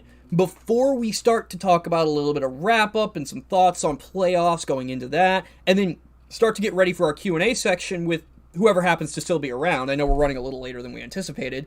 There's one turn here, and fittingly enough, this is me versus Chris to end it all. So this move here, I'm going to leave this on really slow, because I learned something this day, about Mega Heracross. Matt Luppy learned something this day about Mega Heracross. Over half of our league learned something this day about Mega Heracross. And this goes back to that straightforward prep that everybody overlooks. Wait, am I on the wrong turn? Oh, no, it was turn... No, you're good. Yep. Good. Oh, I'm good. Right after this. So, I soaked the pin missile, and I calced that correctly. So I'm ready to take this thing back out. I think I have Flamethrower on that thing. I know I can soak another pin missile, that's fine, and that's the most damaging move. I think that thing gets... Were you aware that Mega Heracross learns Earthquake? Because I wasn't, and half of the league wasn't. That's that straightforward prep that has gotten Chris all the way through this season at 8-2, at your plus 26, that just everybody overlooks. It's huge, and there's something to be said about getting back to basics, and Chris, I think I see that in your prep almost more than anyone. You get a lot of these fancy sets and they really work. We talked about Worry Seed Shaman earlier, and that's a great example of it. But getting back to basics in a draft league can really just win you games. And that's what we see here. Getting back to basics here just won you this game. We had a conversation earlier in the season about it's fun to be spicy, but be spicy for a reason. Draft League is about bringing really wonky sets and using them and having fun with them, but like it needed to work. So we talked about my Spiderweb Araquanid. That wasn't supposed to make any sense, but I knew my opponent had a Vaporeon that had absolutely nothing other than Wish, Scald, Toxic, and I expected either Protect or an Ice Beam in order to take out my Tornadus. So I brought it because I knew that with Rest and Spiderweb, with Spiderweb having a ton of PP, that it would work, right? I didn't bring it because I thought it would be cool, but it won games. Other than that, I use things like Mega Heracross, which between its 4 base coverage moves of Earthquake, Close Combat, Pin Missile, and Rock Blast, and 5 coverage moves, and Bullet Seed, has super effective coverage against almost every mon in the form. So it's the best thing about it was being able to always have an option in prep to take out whatever I needed it to. This team was fun. This is the most fun team that I've ever had in Draft League, not just because it's good, because they all go together. I have a ton of wall breakers on my team, with Mega Heracross, with Tornadus, with Nidoking, Alolan Marowak, and all of them are helped out by U-Turn Jirachi, U-Turn from Tornadus Therian, Wish from Jirachi, U-Turn from Comfey, Volt Switch from Rotom, in order to get in the correct wall breaker that I need for that second. Oh, this team has been so much fun, and I hope I'm not just going to be a first round out in the playoffs. I'd like to take this thing to the end. Oh, absolutely, and I think you have a very good chance of it, but there's a lot of threats left. So the last thing I kind of want to leave with here, I mean, I do want to have a little general discussion before we take a break, before we get into the Q&A, but I do want to say our first round of playoffs is over. We will go more into depth on this later. If you guys are enjoying this format for the analysis, I'll probably come back and do a round 1, round 2 playoff analysis right before finals, but eliminated from the playoffs so far are JDMI, Kyler, Roxas, and Blog. They've all been eliminated after round 1. And I'll actually just go back to our top-level graphic here. Yep, so our 11 seed, 12 seed, 10 seed, and 8 seed have been taken out, which means that our first-round buys are finally getting their first shot at it. Chris will be going up against Hexcat as the lowest remaining seed for his first match. Carbonite will be going up against Mike for his first match. J. Paul will be taking on Matt for his first match. And then Awesomeness and Burrito are going to be going at it. So that's what round 2 is going to look like. And then obviously at that point, it kind of goes into your standard format. Highest seed versus lowest seed. So we have 2 more rounds after this current round that we're scheduling up right now. So I just want to say, kind of over everything, we talked a little road to the playoffs, and the unfortunate thing is we only have so much time in the day. There are so many great moments that came out of so many matches that didn't wind up mattering for the playoffs. I mean, we had great matches between people, neither of them made the playoffs. There was one match, me versus Mike, where I managed to pull it off 1-0, but it was completely irrelevant to his road to the playoffs, so we didn't even talk about it. And that's the unfortunate thing about not doing the match of the week, and why I loved doing that format, because you kind of get at that point to give everyone a little bit of the limelight. I mean, there were some matches from Kaya I'd love to show. Kaya won her first ever draft league match in this season, and everyone, give her props for that, because it was huge. But what we were trying to do here was give you kind of the briefest and biggest overview of what this season's looked like, kind of give you that window back into it as we start working our way through the playoffs and up to finals, because I would like to show off the finals match live here again like we did in Season 1. Yeah, this has been an incredible season. Everybody is stepping it up over and over here. Every season, everyone, we just get better coaches, and the coaches we still have keep getting better and better. And I'm just looking forward to seeing what people can do. And as we go into Season 3.5, as we have a war with the IPL, and then get into Season 4, which will be the last season we ever do on Generation 7, I can't wait to see what the folks that we have in this league are capable of as we keep going and keep learning and keep working together. Chris, did you have any thoughts you wanted to leave it on, kind of retrospecting on the season? Yeah, just fun season overall. I think I wasn't here for Season 2, so I can't say a ton in regards to that. Season 3 has just felt really competitive, and that's refreshing.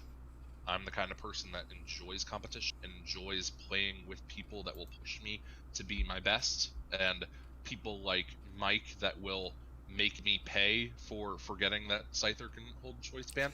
I enjoy this sort of thing, and I enjoy winning and losing against folks that are going to put their best out there every week. I think that we've taken a step in that direction this season of the FPL. I still think the F in FPL is still there, Fun Pokemon League, because we're having fun by being competitive. I love some of the steps that we've taken with some really competitive coaches now coming in as replacements. Obviously, Jay Pole's the one that jumps off the page as someone who's going to be around and be a big deal for a long time. We have some great new coaches in Zach that came into the league, Darkness into the league this year. Both of them were unable to make the playoffs, but fun replacement coaches that I think will make some leaps and bounds as we go.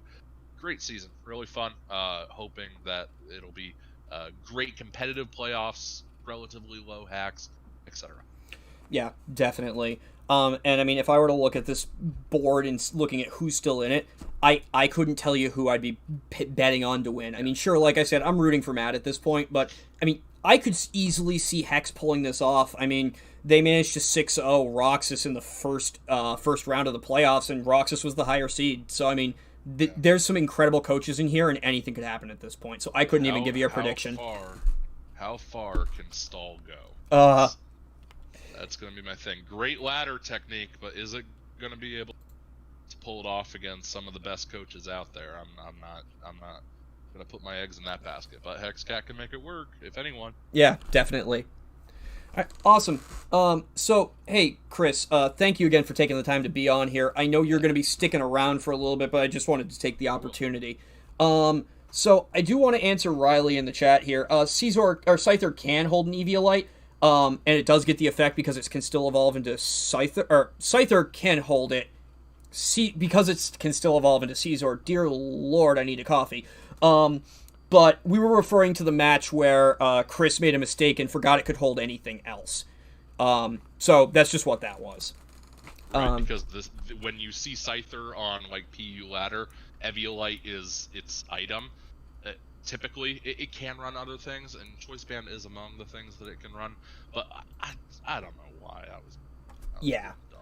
I was thinking that it's a Scyther, therefore it must be holding an Eviolite, which was the dumbest thing. And to take it a step below that, I mean, the only way I lost that match, bringing in my thought process is, unless it's a Choice Band, I preserve differential by bringing in Tornadus there, and I win the 4-0 when any attack was going to kill my Jirachi, choice band or not. And I wanted to win by 4-0, not 3-0, and I had thought that I had stopped playing, but the clock hadn't struck 0. Yeah. And that's what cost me. Yeah. All right, cool. So I know you'll be sticking around for a little bit. We are going to switch over to the FPL voice channel because I know there are some coaches that are sticking around here and kind of want to come in for the Q&A session. That portion's going to be a little more informal. We're just going to kind of chat about some of the season overall with some of the folks who may or may not have actually made it into the playoffs. Because like I said earlier, I kind of want to get the stories from the folks who didn't make it to the playoffs and didn't shape the finals here. So we'll just kind of do that for a little bit until it feels like a natural stopping point. And at that point, if I feel up for it, we might go into some battle spot battles just for fun. But the rest of the stream at this point is going to be a little more relaxed and a little more casual. We're going to be doing the panel style Q&A. So stick around. We're going to take a quick 10-minute break and we'll be back with you then.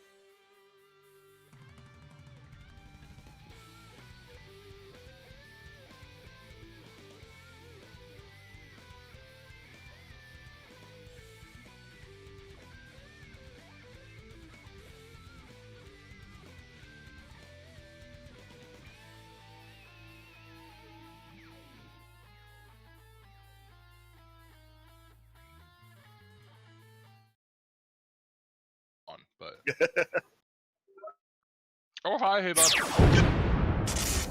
Oh, hi.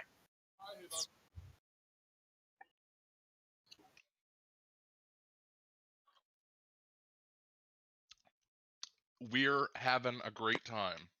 We're talking about time zones and ditto, and yeah, I know, me too. I have PTSD with that thing.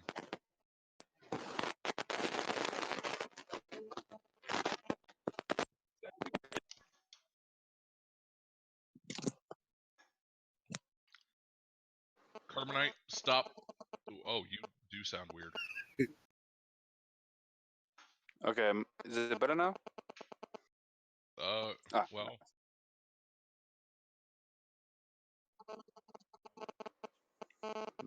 on. A little bit of Morse code there.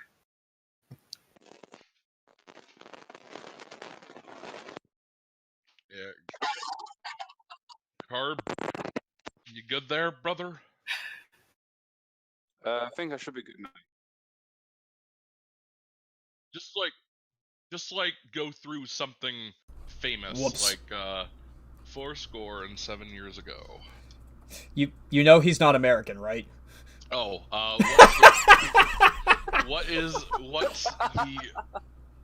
what's your version of the Gettysburg Address? To be or not to be? That is the question. I did say it was going to be informal. Thank God I said that. Wait, are we on stream? Push to talk. What was that? Are we on stream right I'm now? playing using push to talk. And yeah, if I'm talking to you, we're on stream because everything that my headset picks up goes immediately to the stream. If it comes out of my speakers, it goes onto the stream. Hi, folks! Oh, Hi, wow. stream. Don't worry about it, guys. Like I said, I knew this was going to be informal. So, hi, guys. Glad we got Carbonite's microphone issue seemingly worked out here. So, this is kind of our Q&A session, and I just want to take a second to kind of talk about how I'm going to run this. So, we're just going to kind of chat about the league. I have some questions I'm going to ask, and we're going to kind of go through all of the coaches. You can pop in or out if you're a coach in the FPL. As you've got time, we're happy to chat with you. But I've got some questions we'll ask, just to kind of be starting points for conversation. But really, I want this section to just kind of be, talking about the league. I know Rue's been in it for 3 seasons. Chris, you and Carbonite have only in your first season. But there's a lot to leagues, and I know a lot of people in the chat are interested in that. So just chat about it and kind of go from there. Oh, Chris muted himself. No, I'm here. I'm just trying to make it so we don't have 4 voices at the same time. Can I throw out the first question here because it's actually on our screen here? Oh yeah, absolutely.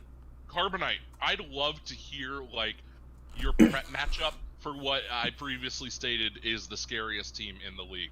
If you just want to give us the Reader's Digest of what your thought process was, I think that'd be fascinating. Well, against good old Loopy. Yeah, little Matt Luppy. Oh, that was terrifying. I think I couldn't decide what I was scared of more, the Snorlax or the Lalo. Both of them just had me shivering. And the fact that he could speed pass to both of them with Scolipede. Yeah. Either one could just come in for Tom Pass and be like, I'm here to win. Okay, bye. Yeah, He's like, right. well. So, on the bright side, though, you did have that Alamomola to really counter both Lax and Scolipede, which I feel is the reason you were able to win the game. If I'm being honest. Yeah, having a Lomomolo really helped. I had what it was, I had a Darkest Lariat on Incineroar, so it didn't matter if the Snorlax cursed up, because Darkest Lariat will hit you no matter your status changes. Oh. So even if he boosted his defense, Darkest Lariat still hit him as hard as if he was at 0 defense. I learned something new today. I brought that one. Yeah. Yeah, it's a really handy move. It's kind of like Unaware, but it's the move. And it's 85 base power as well. Really nice. Yeah, 85 is nothing to sneeze at. Oh no, definitely not. I'm running back through this game again for the like 5th time just watching it now, and I'm just realizing how many like really great things you had going for you here. The Infiltrator on Golbat was like magical because it stopped Subseed Superior that wrecked the whole team minus Incineroar. That's scary, and you did really well with that. Oh yeah, Superior was one of those like he'll probably either like lead with it or it will be one of his like quick trying to destroy the team before something comes and cleans up.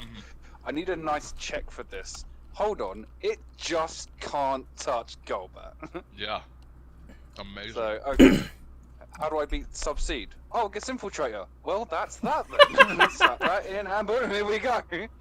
One down. Wow. That's really smart.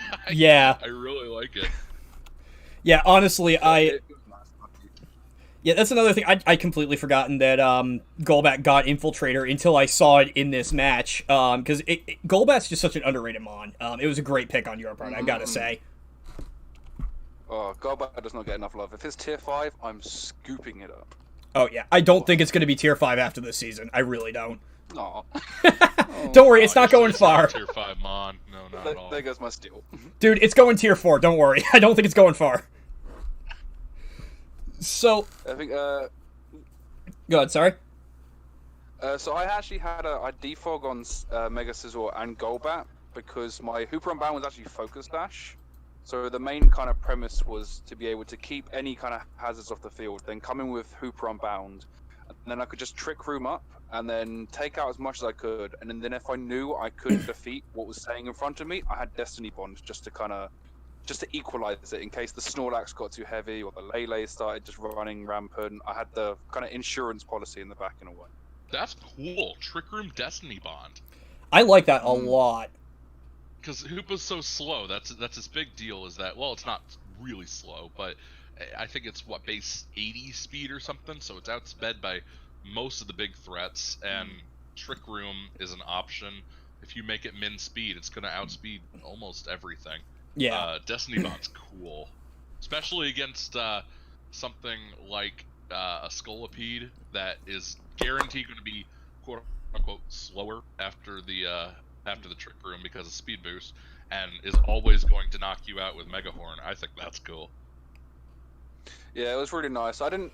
Fortunately, I didn't have to use Destiny Bonds because Hooper just managed to clean up at the end game there, which I was really happy about. So, yeah. Yeah, I was surprised to see Hoopa put in that kind of work, but it definitely worked for you. Also, I just want to make a point to say how much I adore the irony of your naming scheme and what actually happened in this match. Yeah, I did not expect the events to be what they were. I'm just sitting here, when I logged in to watch this match, I'm just sitting here like, well, he's about to have a self-fulfilling prophecy and lose. Okay, I'm gonna go get a coffee. And then you actually won it. Managed to pull it out of the bag, and I was like, oh, I think I was probably the most surprised person. Oh, absolutely. I was like, oh, well, alrighty then, that happened. Carb, I just drafted Hoopa in a Token Minorities War League. How do you have any tips on how to use Hoopa Unbound? Because it's so tough to use. Honestly, it's not a switch-in unless like you know something scarfed. Like I had a good feeling that with Loopy's Lele, I knew it was either Specs or Scarf. So I knew that after it used Sidekick, it was incredibly just a safe switch and could come in and then just do whatever I wanted with it. It's more of a mon that you want it clean to come in. Trick Room's really nice to use it. It doesn't really get any other setup, but then it doesn't really need any other setup. Bringing it mixed, physical, just special is really all you need for it, really. It's kind of... Well, it gets Calm Mind, but then, you know, Signal Beam's going to ruin it anyway. Right. So and it has deceptively low defenses, too, which is... like scary because a lot of priority stuff like a Scizor Bullet Punch or a Lopunny Fake Out or something like that is going to do like so much to it. So it's a weird mon, and I like what you said, keep it clean, because I don't think you could it's not a mon that you can sweep with at the end unless you have a lot of health on it. Yeah, unless you know that you can kind of be tanky and take the hit, you really want to keep it as high a HP as you can in the match. and I never kind of rely on switching it in, hoping that they go for a different move instead. It's always, safe switch-ins. Make sure that they have to switch out first when it comes in. So, I kind of want to step in here and throw the second question out here, because I feel like Rue has kind of been sitting there in the background at this point, and hasn't really said all that much. So, Rue, I actually pulled up one of your matches here, and I'm going to ask this question to Carbonite, too, because I think the contrast is going to be really interesting, but you didn't have the best season. You went 1-9 this season. What, and like I said, I'm going to ask this to Carbonite, too. What, if you had to pick one thing from this season specifically that you didn't do great, that you really wish you could go back and change and do better? Like, what is the biggest thing that you think you could have done better to give yourself a better position for the season?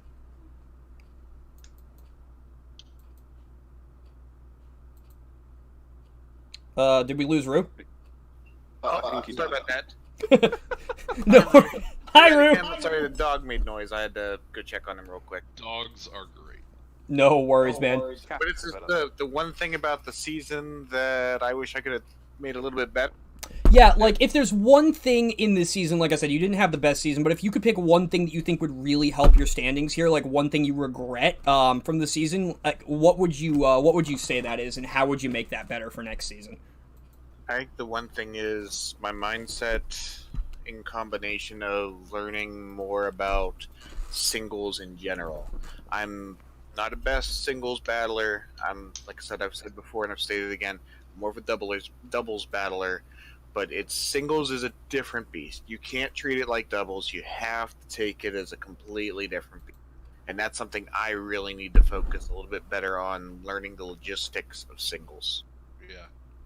Oh, yeah, definitely. And it goes the other way, too. I've been trying to learn how to play doubles. I mean, I've gotten decent at it at this point, but that's because I literally stole someone's builds off of frickin' Smogan's forums, and I've just been using those. But I still, it says a lot that I take this double-specific build with a Mega Metagross that has Stomping Tantrum, and I spin around and throw it into singles and do infinitely better with a team built for doubles. You're completely right. They're two completely separate games, almost. Like, you almost don't know how to play Pokemon if you go to the other one. And that's been interesting to see. You and Kaya both have that issue. You're primarily doubles battlers, and you're stuck in a league with singles, and I mean, your records show it, and it's unfortunate, but that's another thing I really love about this league. We get folks like you guys that, you still just have fun despite the fact that the records aren't that great. Yeah, and that's one of the core things, is you have to take this as a learning experience, and also you can't get salty over it. You will get salty. Everyone gets salty, but you have to just remember, learn from your mistakes. Or in my case, keep throwing a mistake at a wall until it sticks. And if it doesn't stick, switch to Ditto. Yeah, and if it doesn't stick, switch to Ditto. I love that as your, piece of Confucian wisdom at the end. And the worst part is, you're the only battler I've ever seen get kills with Ditto. Actually, I'm gonna go take a look at the Draft League NL statistics, historically over all leagues for Ditto, because I kind of want to see where you stand there. Oh, hey, Buck, I think you are massively undervaluing Ditto. Yeah, I might be. Ditto is a lot more of a threat than people somewhat realize. And Ditto's the stuff of nightmares. The fact that, okay, I think one of the scariest mons in Draft League, we talked about it in the stream earlier, is Tapu Koko Lucha combo, right? And Lucha gets a Swords Dance up, and it's the fastest thing on the field, it's the strongest thing on the field. The fact that a Choice Scarf Ditto can come in and be faster than the fastest thing that is above +2 in Draft League format is absolutely terrifying. So you can think, I won this game, and then Ditto comes in and is like, nope. You're completely right. I'm looking at these stats, and actually, yeah, I see a 10... I see a 16-4 season from a team called the T Plus Pazolite from the SBL, and I was not aware that those kind of numbers were possible out of Ditto, and you raise a really good point there. I think the one thing with the one thing with Ditto that people underappreciate is the fact that everybody anticipates you're going to be running Speed Scarf. You want to, I find a lot more value in running things like Red Card or throwing oddball things on it, like trying to anticipate Z Crystal moves. I love that concept. Ooh. That's cool. I've never thought about that. Yeah. Remember, the only rule with Ditto is if he copies into Omega, you can't Z Crystal on that. But the Ditto itself, as long as you're holding a crystal that is compatible with the move you transform into or get a hold of, you can use that. That's fair game. That's incredible. And I mean, guys, listen to him. I'm actually looking over these stats. He has the third most kills with Ditto in a single season. 16, 9, 6. You are number 3, Rue. So listen to what he says. Time to get up to that number 1. Yeah, that's right. Yeah. Next season, here we go. Somebody drafted out from under him, or we're gonna have a problem. I'm gonna take it round 1. Oh god, round 1 Ditto picks is gonna be ridiculous. Round 1, that means I'll just have to hunt from you. Oh god. Yeah. So, Rue, looking at your team here, just kind of diagnosing stuff here. How do you feel about your team? Do you feel that there are things missing, things that you wish maybe you would have drafted or picked up better? I'd love to hear your thoughts on that. Completely. It's kind of an odd way I did this league and how I've done this season specifically, because I was actually trying to gauge what other people were drafting. I was looking at combinations of mons that people were unfortunately popular using on small gun at the time, which is why I picked up who is that? That is Tapu and Fini and Volcarona. Yeah. Because I thought, okay, hey, this is something that is considered part of a core, and maybe I should learn more about how singles cores work. And to be honest, I was very lackluster in using that core. I ended up many times or not bringing them and trying to bait and switch with them to something else. And it's something that, honestly, my team had a lot of vulnerability, but it also had a lot of opportunity with things like the Drapion. And at first, I had the Mega Bird. Name is escaping me all of a sudden. Mega Pidgeot? Yeah. And it was little things like that were like, okay, maybe I should try some shenanigans here and there, flip-flop things. I mean, I did start with one of the better Rainmakers, which is Pelipper, and then I completely dropped it at first because I was like, you know what, Rain's not the way I want to go with this. And then all of a sudden I was like, nope, 360, go back to Rain, and pick up the Frog, so... Yeah. Yeah, a lot of people kind of, like, split up the Rain options as soon as Poseidon dropped from the league, because Poseidon had, like, nothing but Rain down the board. I really wish I could go historical and look at what his team looked like before he dropped, but it was nothing but Rain down the board, and the second he dropped, the trades chat just went ballistic with people taking those Pokemon. Yep. Yeah, because J-Pole did a whole 180 with the team. He's like, I'll keep Pelipper, but get rid of all the Rain mods, and the only one I'm going to stick with is Seismitoad. And it was weird at the time, but then you have stuff like Politoed, Mega Swampert, which, if you use it right, can work really well. Rue, I don't hate your team, man. I think it could be used well. I think you lacked a lot of hazard support. Right, because you have Volcarona on your team. Volcarona needs to have at least 3 things that go with it that can either defog or spin away rocks. And your defogger is Fini, great defogger, don't get me wrong, but I don't think it like really does a ton as the only thing, because Fini can be countered by a lot of common things. Poison Stab is super common in Draft League as well. And just kind of the synergy's weird too, because like Volcarona in the rain is a little strange because you can't get out off that fire stab because it's always going to come out not very effective. Yep. I will say though, one thing that this team really has as I'm looking at it, you have a ton of priority options on this team. Like an absurd number of priority options on this team. And that's good. That's really good to have. And I didn't, unfortunately, really follow through on those until later on in the season. Even if that, I would kind of quote unquote clouded in my judgment, thinking, oh, maybe Rain would be a better choice, and I should have just stuck with the more native abilities of my mons. Were you ever able to get speed pass from Ninjask off onto Breloom? Was that a thing? Once?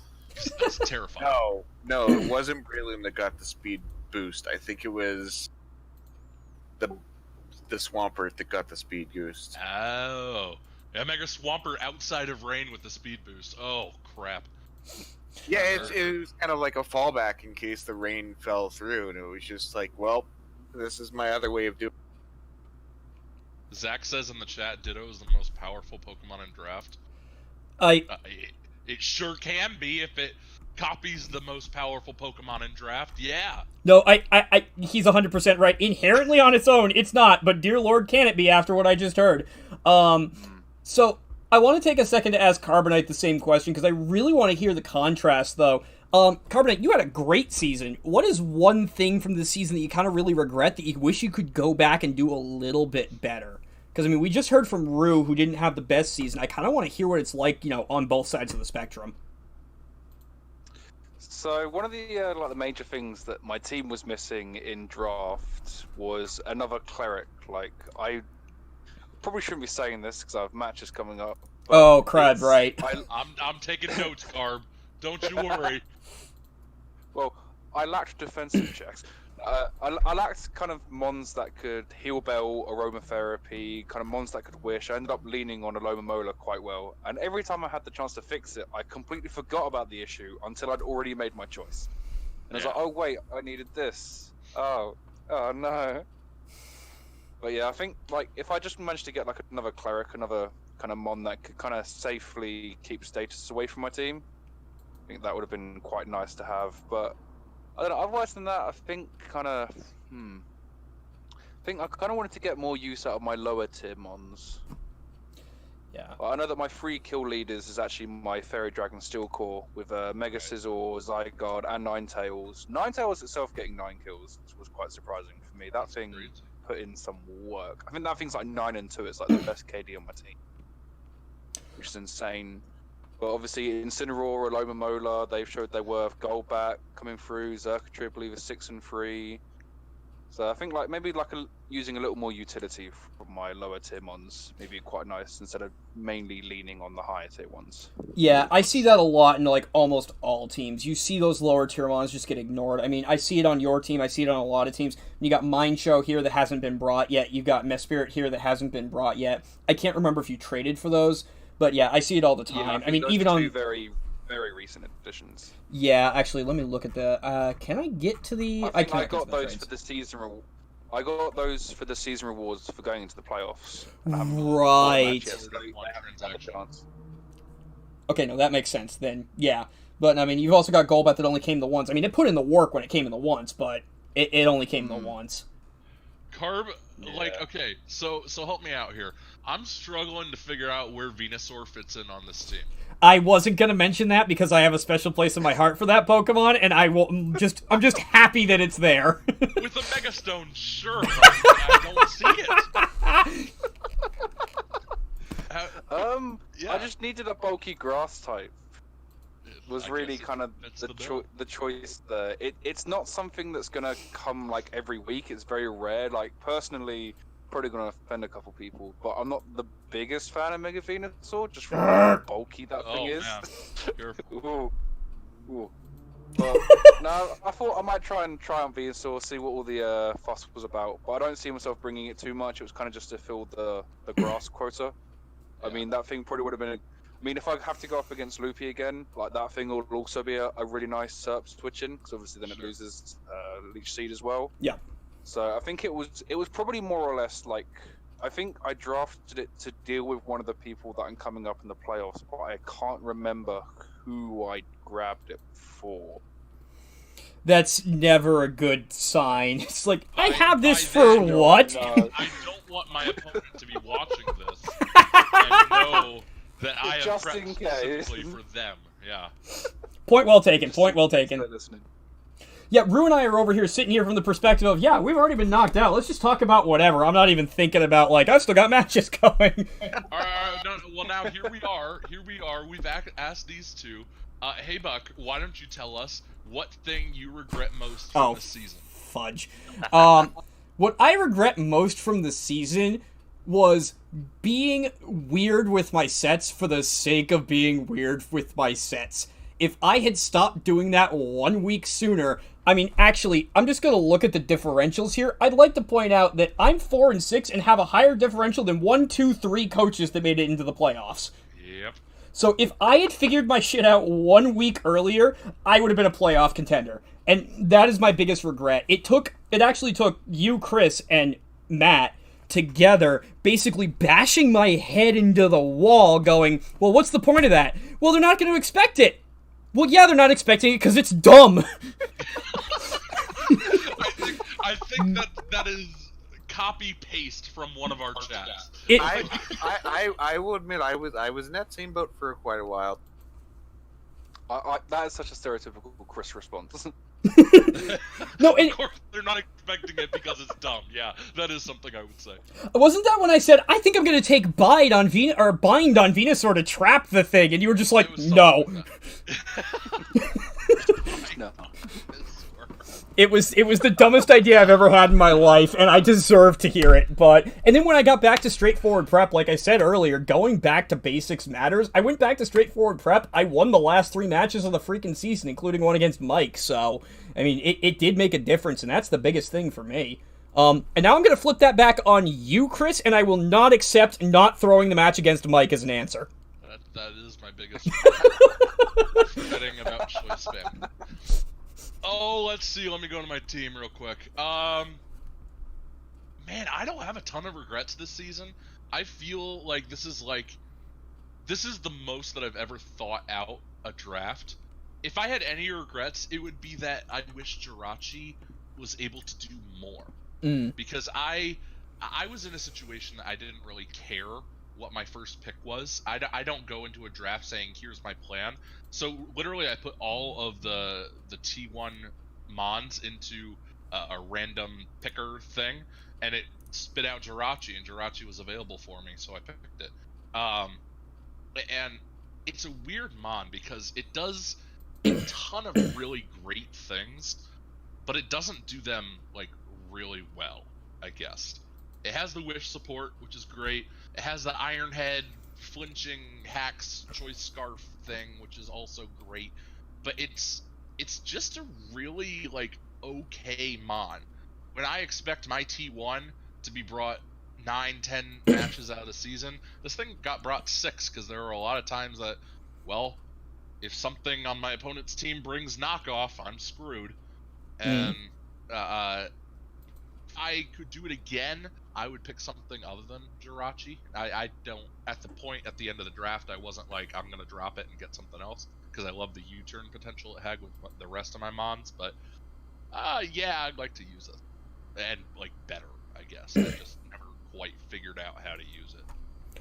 Oh, yeah, definitely. I mean, the thing, though, is, like you said, the rest of your team is put together really well. Although I'm going to ask you the same question that you asked Chris about it, or not Chris, Carbonite about a different Mon. What point do you have for Gardevoir on this team with everything else you've got here? You've got the quick Mons, you've got the high special attack. What did you pick that up for? Because I know that was in my team for a while, so that's a recent pickup. Yeah, that was my reward. So I had Comfy, my calm minding, out stalling Hex Comfy. But that's the only thing Comfy did all season. I didn't love it because it's not fat. Draining Kiss, it's great on paper of priority stab Draining Kiss, but Draining Kiss is a base power 40 move. It's not good. And so I drafted it thinking, yeah, I'm just going to click Draining Kiss against everything, and it's going to be priority, and it's going to be fairy type, which is an awesome stab typing that's going to be great. And it wasn't. And it took like 3 or 4 calm minds for Comfy to even be able to do something. And I needed a fairy type for the team because my steel dragon core of Jirachi and Hydreigon was so potent that Gardevoir was just the easy reward there. I agree with you. It doesn't have a ton of synergy, and I'm not yet regretting it. Even though I kind of miss having my Comfy now that I'm going against Hex, but yeah, that's okay.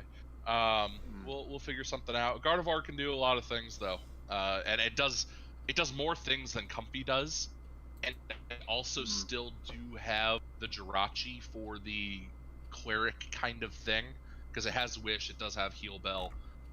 If I needed to lean on something for support for the team, I can still rely on Jirachi and not have to worry about Comfy for aromatherapy synthesis stuff. So I don't know, we'll see. It could be a dud of a pickup, but fair enough. So do you have any questions you want to throw out, man? Because I just hit the last two. I don't know. How are you guys? Can we quickly talk about my match with Cyberblade? Oh. Your match with Cyberblade? That thing. Yeah. Hey, Buck, throw it up. Yeah, I'm working on it. Give me a minute. Oh my god. Snowpoint. Yeah, you're gonna want to do it soon because you're currently showing me versus Kyler, and we're about to get to Araquanid versus Vaporeon. Oh crap! Yeah. And it's gonna be 40 turns of spider webs and wishing. So. Yeah, we're done with that. Oh god. Okay, here we go. All right, Rue, go ahead, hit me. Here we go. Oh god, it starts out fine and then it slowly just starts trickling down. So this is between Rue and Cyberblade, or yeah, this is Rue and Cyberblade. So okay. what did you want to talk about with this match? Because this match doesn't really stand out in my mind. I was talking about my match versus Cyberblade. Carb versus Cyberblade. Oh shit! I misheard who was talking. Give me a minute. Jesus Christ. It was there were a couple moments that are just disgusting. Yeah, let me pull the actual match up. There was a couple of moments that I was like, I made the right play, and I was punished for it. Like, this doesn't make sense. I hate it when that happens. It's not found. No, I think I just hit the I hit a dash on the number pad somewhere in there. All right, cool. So, why did you name your Xurkitree Burrito Bro for starters? It makes sense. Okay. I think I just named all of my Pokemon after people from the FPL. I think for this match. I didn't watch this match because I don't remember myself being a Zygarde. I swear to God, if Chris isn't in here. I swear to God, why didn't you name me the Venusaur after me, dude? You know me. That's true. Oh, that's a good point. Why didn't I do that? Manaphy with the Ice Beam. I don't think I watched this one. Yeah, I mean, there were so many matches this season. I missed a lot. Yep. Anyway, go ahead, man. Oh, it's just... This is like, for everyone watching, like, you're gonna see a Lomomola shine, and then you're gonna see a Lomomola get mugged on screen. Like, twice. You're gonna see it just get mugged. Oh, You're making good plays right now.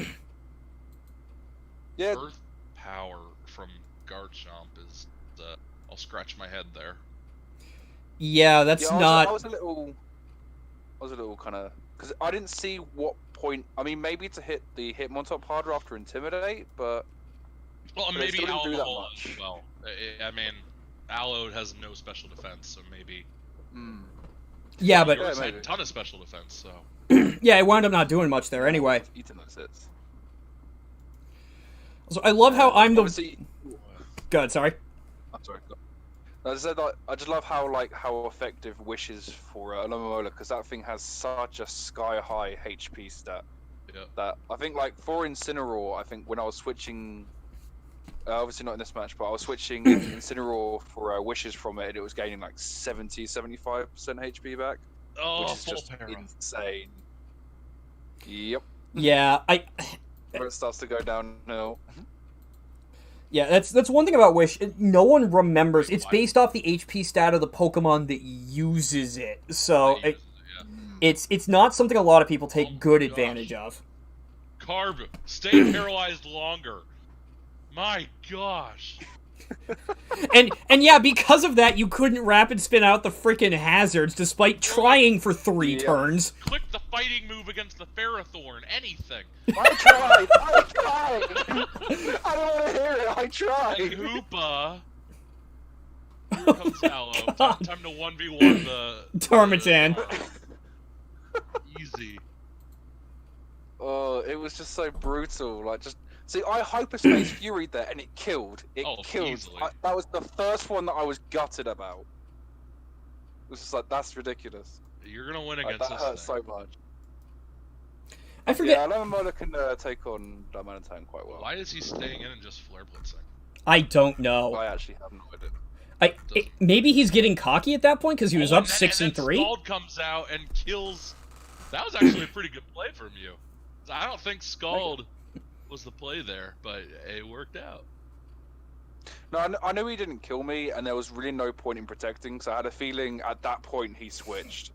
So I think before, like, the protect, he had done it because he thought that he was either hoping for a crit, or I think it might have, like, been a roll to kill or something. Got it. I think I saw Flare Blitz doing about 20%, so he probably thought, you know what, like, I can do this. And then you see the energy ball get the nice special defense drop, that nice 10%, which is real sweet.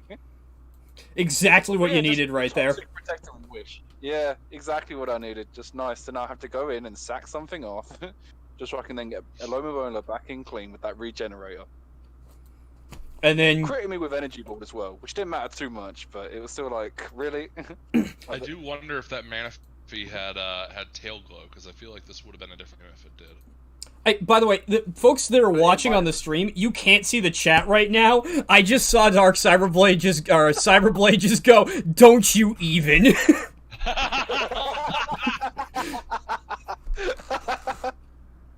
Yeah, he got a little annoyed at Alomomola and was like, hey, at this point, I'm doing what I have to win. I didn't see myself doing this, but I have no choice, okay? This didn't work, man. And then suddenly, Yeah, the special Garchomp matters when you get the burn. Yeah. It does. But- Well, and special Garchomp, like regular Garchomp, is not winning against this thing unless it has Swords Dance. And special, actually, he's getting very unlucky with not getting Spadef drops here with Earth Power. He hit it, like 5 times there? So that means at least a 50% chance of getting the Spadef drop. Yep. Yeah, that's true. And now that's the pinnacle right there, is Thunder Wave. Making it so Aloe can only do things half the time. Yep. Yeah, that was And here we where I go. started just getting robbed. Here it is! Oh, here's the mugging. Oh, yes! Nah, it's good. He's just gonna hit Scald. And it's all gonna be good. That was a great predict on Cyberblade's part. Like, oh, he's probably going to protect. I'm going to hit the knockoff really quick so I don't kill myself. That was huge. I think, when was it? Wow. The protect on the knockoff. You There know, was one moment where he high jump kicked and I got fully paralyzed, but I'd actually clicked protect. Oh, no. So he would have killed himself. I thought you were just naturally faster. Oh. No, so I you would've- clicked protect. You would have I just went clicked right protect. down. Oh, God. Yeah, because this would have died, and then Ferrothorn had no attacking move, so I know if Hitmonlee's gone, that's it, that's over. But nope, Wow. I clicked protect, got punished for it, and I was like, well, Alomomola could have got 6 kills that game. Alomomola could have been the ace for that, and he got Some mugged. games, hi, games Turtle. you just like, you always remember, and they sting.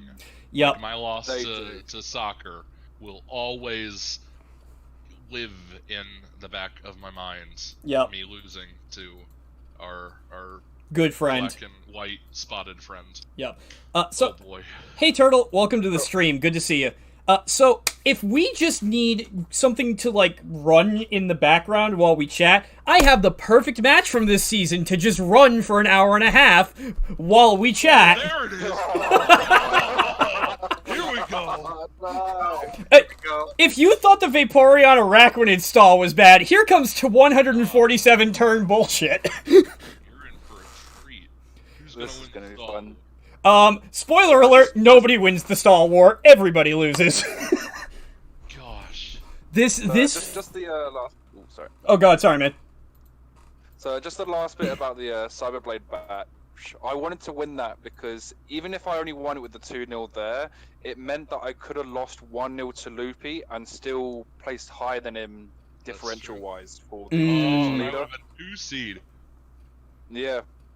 And that then would you have would have happened. had to play Hexcat. I see, but I had a good time against Hexcat. Not all of us did! Evo against Hexcat? Not all Yeah, of us did. I got a 5-0. Yeah, hey, Buck. I'm seeing you having fun. I'm seeing you having fun now. I had to sleep on the fucking couch because of this match.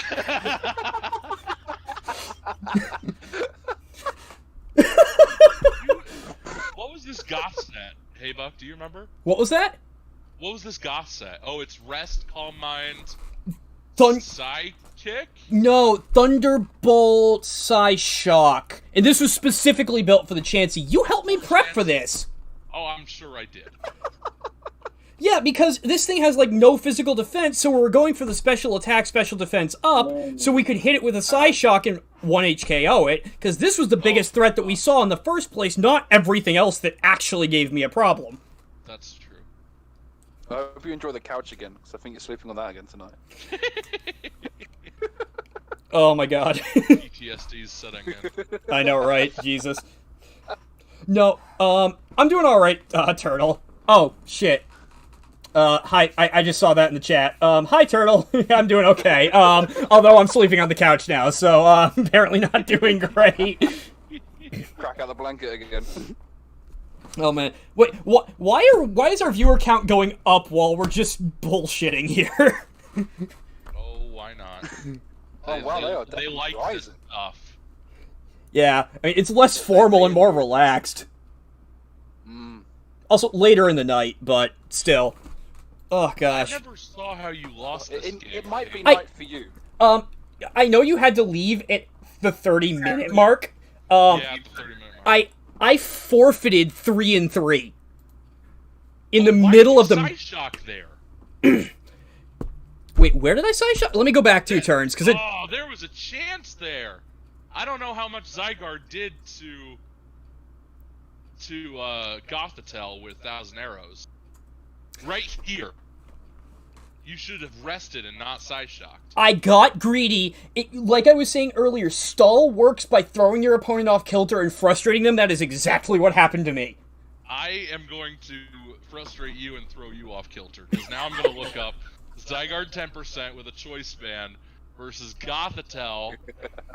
Oh, crap. Okay, you would have been fine.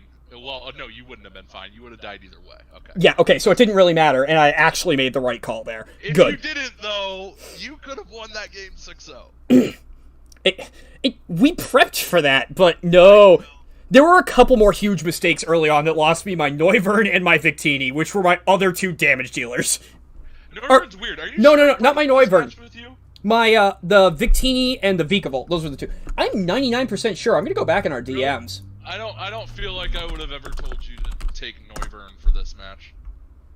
No, I don't want to search for my chat with Hexcat. I want to search for the string Hexcat in this chat. Because I don't know, like maybe for Tangrowth, but Tangrowth is expected to be Assault Vest, so other than that I don't see like Noivern really putting in a work. No, you didn't help me with this. Matt helped me with this one. Ah, it all comes down to Luppy. No, I don't think there was... This fucking match, I don't think I was gonna come out... Yep, there's the oof. So, Turtle, how is your shiny hunt going anyway, man? Floof asleep on your couch right now? What do you mean, Riley? There's no one asleep. Tawny's right here. Oh my god. Why am I scrolling through our entire conversation when there's a fucking button to go back to the bottom? Jesus Christ, brain. This is a fun game. Hey. I'm enjoying this. Well, wait until we get to the point where it's 3v3 for over 100 turns. Big We're fan. about a third of the way through. What's No, a little under a third. No, we are... Hang on, I need a calculator. Because it was 146 turns. I think if you had gotten the flinch there, the game might have been over. Yeah, and that's what I was going for. Yeah, we are just under a third of the way done with this match. If you had gotten the flinch there, the game would have been over. There's no way that Brave Bird was going to kill your Vikable. Here it is. Yep. And now we enter the sixth circle of hell.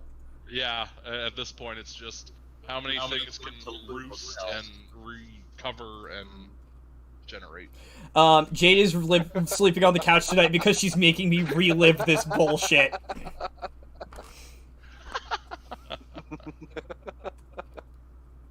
This is fun. Good luck with your shiny hunt, Turtle. I'd love to talk about anything other than the fact that I'm sleeping on the couch tonight. let's talk about how I'm gonna beat this monster this week. Oh God, yeah, you're going up against the person that we're watching just stop me in my fucking tracks.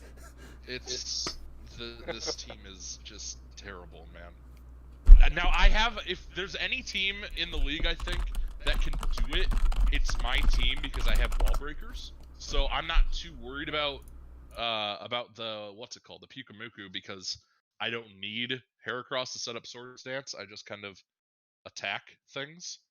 But there is no answer to Mega Sableye on my team right now outside She of was supposed to play a board game with the night of this match. After an hour, I went and did Angry Sleep instead.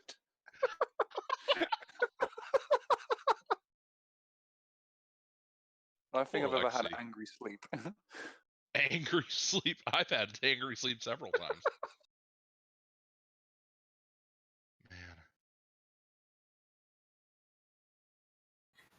Actually, if I can bring something up real quick. Do it. This is our first season where we have the going into postseason with a lockout on any mons that were already drafted, correct? What do you mean lockout? Like no Anybody that was transactions? no pulling from pre-existing teams that did not make playoffs. If I remember properly, season 2 we allowed that, correct? No way. That's crazy. I don't know. I wasn't here for season 2. That's what I'm double checking. Me neither. I had to step away for a second. Season 2, we allowed the playoff teams to pull mons from the exited teams that did not make playoffs. Yeah, I was about to say this is yeah. Yeah, no.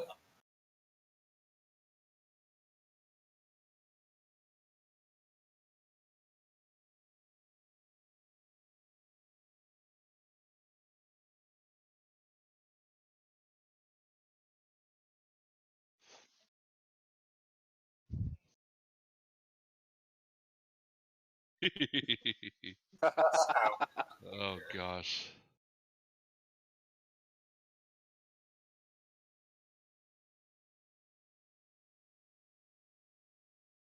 Yeah. No?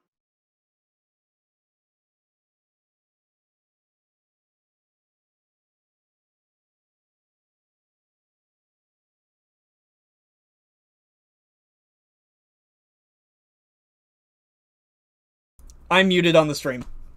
I'm muted on the fucking stream. Oh no. God. How long have you been muted? This is gonna be great content for the frickin' VOD I'm uploading to YouTube later. So, anyways, yeah, season 1, we had a false start. 4 weeks in, we had to restart the season. We allowed everyone to keep one Pokemon from their original season 1 team in their season 1.5 team. And there were a couple of pretty obvious ones, but that's what Lexi was referring to in the chat there. Gotcha. That makes sense. That's kind of fun. Yeah. You have your MVP and you get to just bring it back. That's cool. Yeah. And weirdly enough... actually answers one of my questions at 1.5.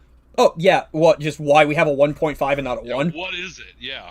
Yeah, I was intrigued on if it was just like a small season where you did like an LC like season or something, and you named it 1.5 because it wasn't like a proper season. But no, it was just the false start. Because I mean, yeah, like I said, I think we lost 3 coaches during that break. Because like I said, it was supposed to be just like a 1 week off break. Because at the time I was the only person running the league. Like I didn't have anyone helping me really, except for Lexi, who helped me occasionally, and that was more with just like, hey, can you do this while I'm at work?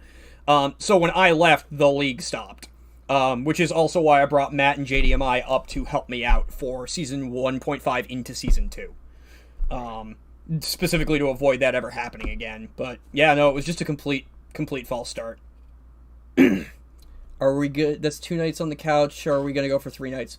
Why is the number going up? What am I doing? Oh God. Also, hi Circle, how's it going? Welcome to the stream. You know what? I think I'm just gonna put on any other match that I can find here that does not involve Hexcat because I don't want to continue sleeping on the frickin' couch. As long as it's not week 2 against soccer, that's all I care about. No, I'm not gonna touch anything with that. My week 2 match with Ginger was pretty good. Let me actually pull that one up. I made a really good play. Who puts Choice Scarf on Ambipop?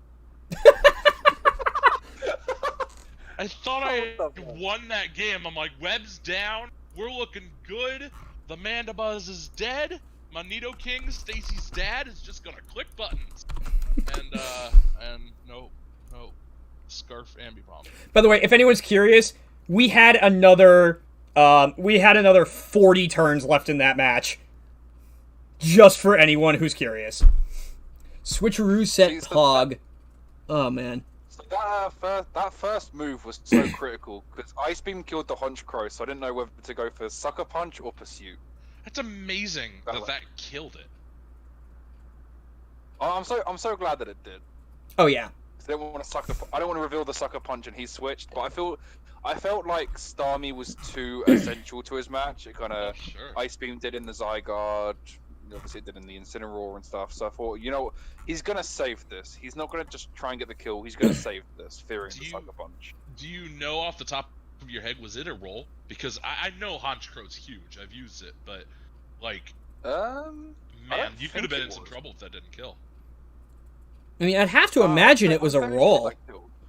Or no, let me count it real quick. I mean, Honchkrow's got a lot of attack. So yeah. Oh God, why are we pillow fighting in the chat? So I named my shiny Metapod Cheeto Pod thanks to Natty. Oh Christ, what color is a shiny Metapod anyway? It's like a gross puke green. Yeah, it's not a very nice color. It appears to be orange.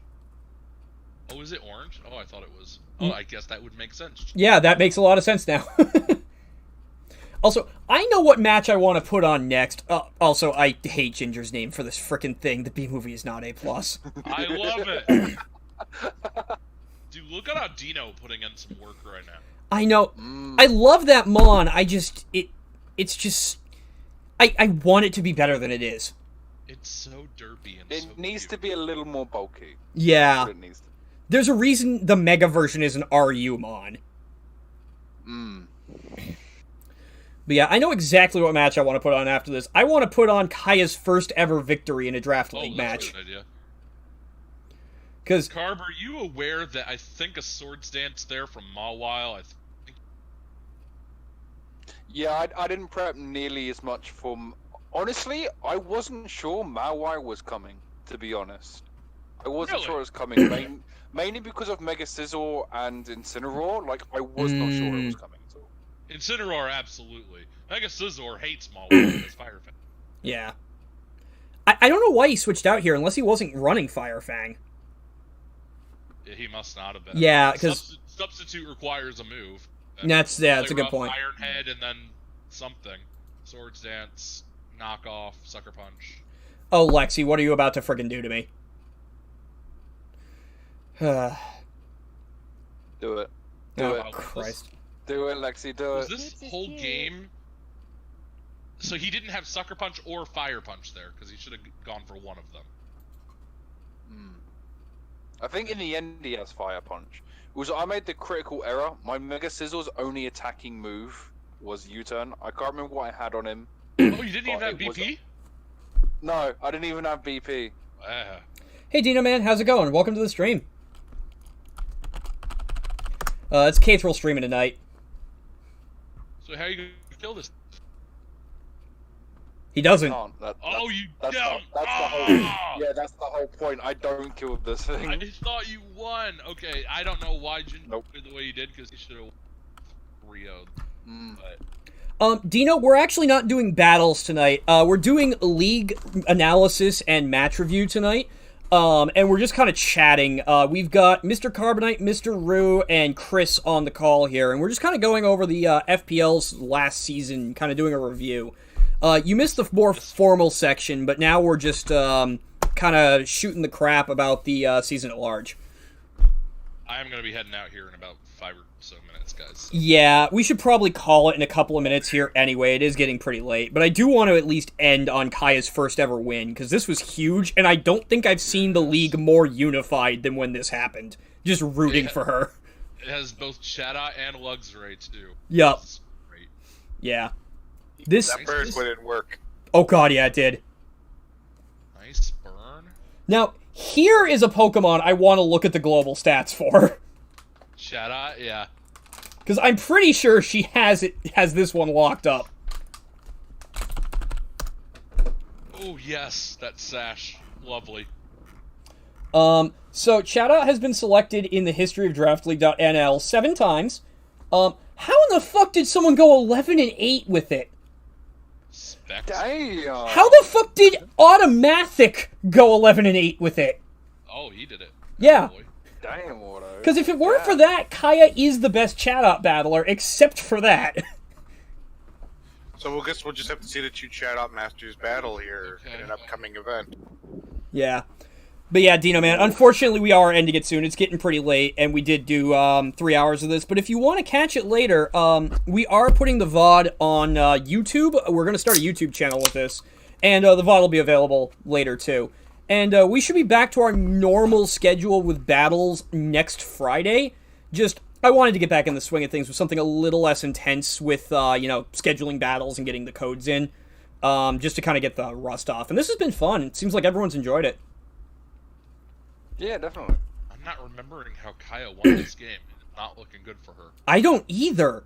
But she did. No. And she won it, what, freaking 3-0, I think? There's Cube. Here we go. This I believe boy. Kevin was the wrecking ball on this. Yep. I believe, yeah. Kevin! I love how the second that Ginger says, "Don't worry, Kaya, you got this," she immediately starts wrecking. So she That needed. burn on Klefki did do something, because Klefki gets up a reflect here, none of this happens. Yeah. Ooh. Z, that has to be Z Freeze Shock. Yeah. Mm.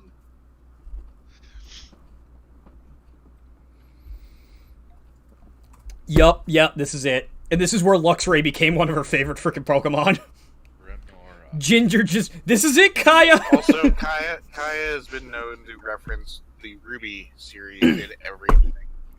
So that's where all these names Good came stuff. from. Lexi, do you want to see the Burrito Bowl? Because we had the Burrito Bowl this season. It happened. Here it is. Apathy gets a kill, yeah. Yup. Come on. Here it is. And And there it is. there, wow. Yeah. Hey. There was Too. a... Sorry, go ahead. It was it was a good match. Oh, absolutely, yeah. A lot of things could go one way or another there, though. Burn on Klefki, that was Huge. that was massive. Yeah, that was... That burn doesn't go up. Klefki doesn't go down against the Kyurem fusion bolt, and it gets up a reflect, and the whole game's totally different. Yeah.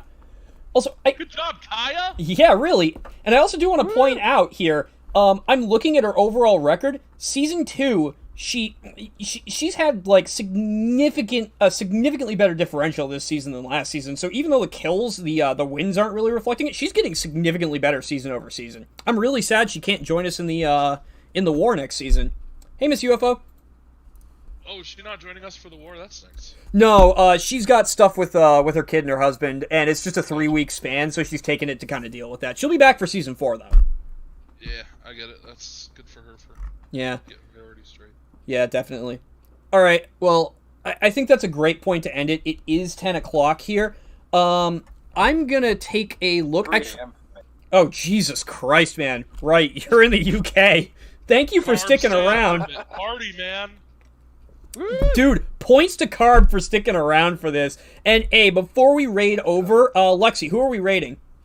Or did you want me to tell you that? But yeah, before we raid over, there we go. We are raiding Aaron the Wolf, a great friend of ours. So definitely, if you're in the chat, stick around for that. She is awesome. But yeah, before we raid over, I just want to give a huge thank you to Chris for all the work he put in for the actual analysis and the prep that went into that, and for sticking around for 3 hours on the stream. I also want to thank Rue and Carbonite for jumping in at the end. The Q&A at the end. This has just been super fun. Thank you. And Locke, thank you so much for that 200-bit cheer to end it. That's a great way to end it. Oh, yes. Hey, thank you all for joining us today, hopping in. I hope you enjoyed. Feel free to shoot me a PM. Let me know what you thought of the format if you want to see us do that again. YouTube raid Gaming Tremor 84 at a later date. I'm not sure how you raid to YouTube from Twitch, but I'll take a look at that, definitely. But yeah, thank you all. I hope you enjoyed the format. If you did, let me know. If you didn't, let me know. We can bring it back. We cannot, depending on what you guys want. It's all about you. So, hey, thank you, everyone, and we will see you. I'll see you hopefully next Friday when I get back to my normal battles. Have a good night, folks. See ya. Have a good night. Goodbye. All right, and we are off air. Hey, thanks again, guys. Well, that was Seriously. fun, guys. Very fun. Oh, I need sleep. Oh my god, yeah, dude. Oh, Go to rest. bed, Carb. You idiot. Oh, I cannot believe you stayed up that fucking late. I forgot you're 5 hours ahead of us. Oh, Carbonite. Alright, gonna go hopefully watch a movie. See you guys later. Later, man. Have a good night. Night, guys.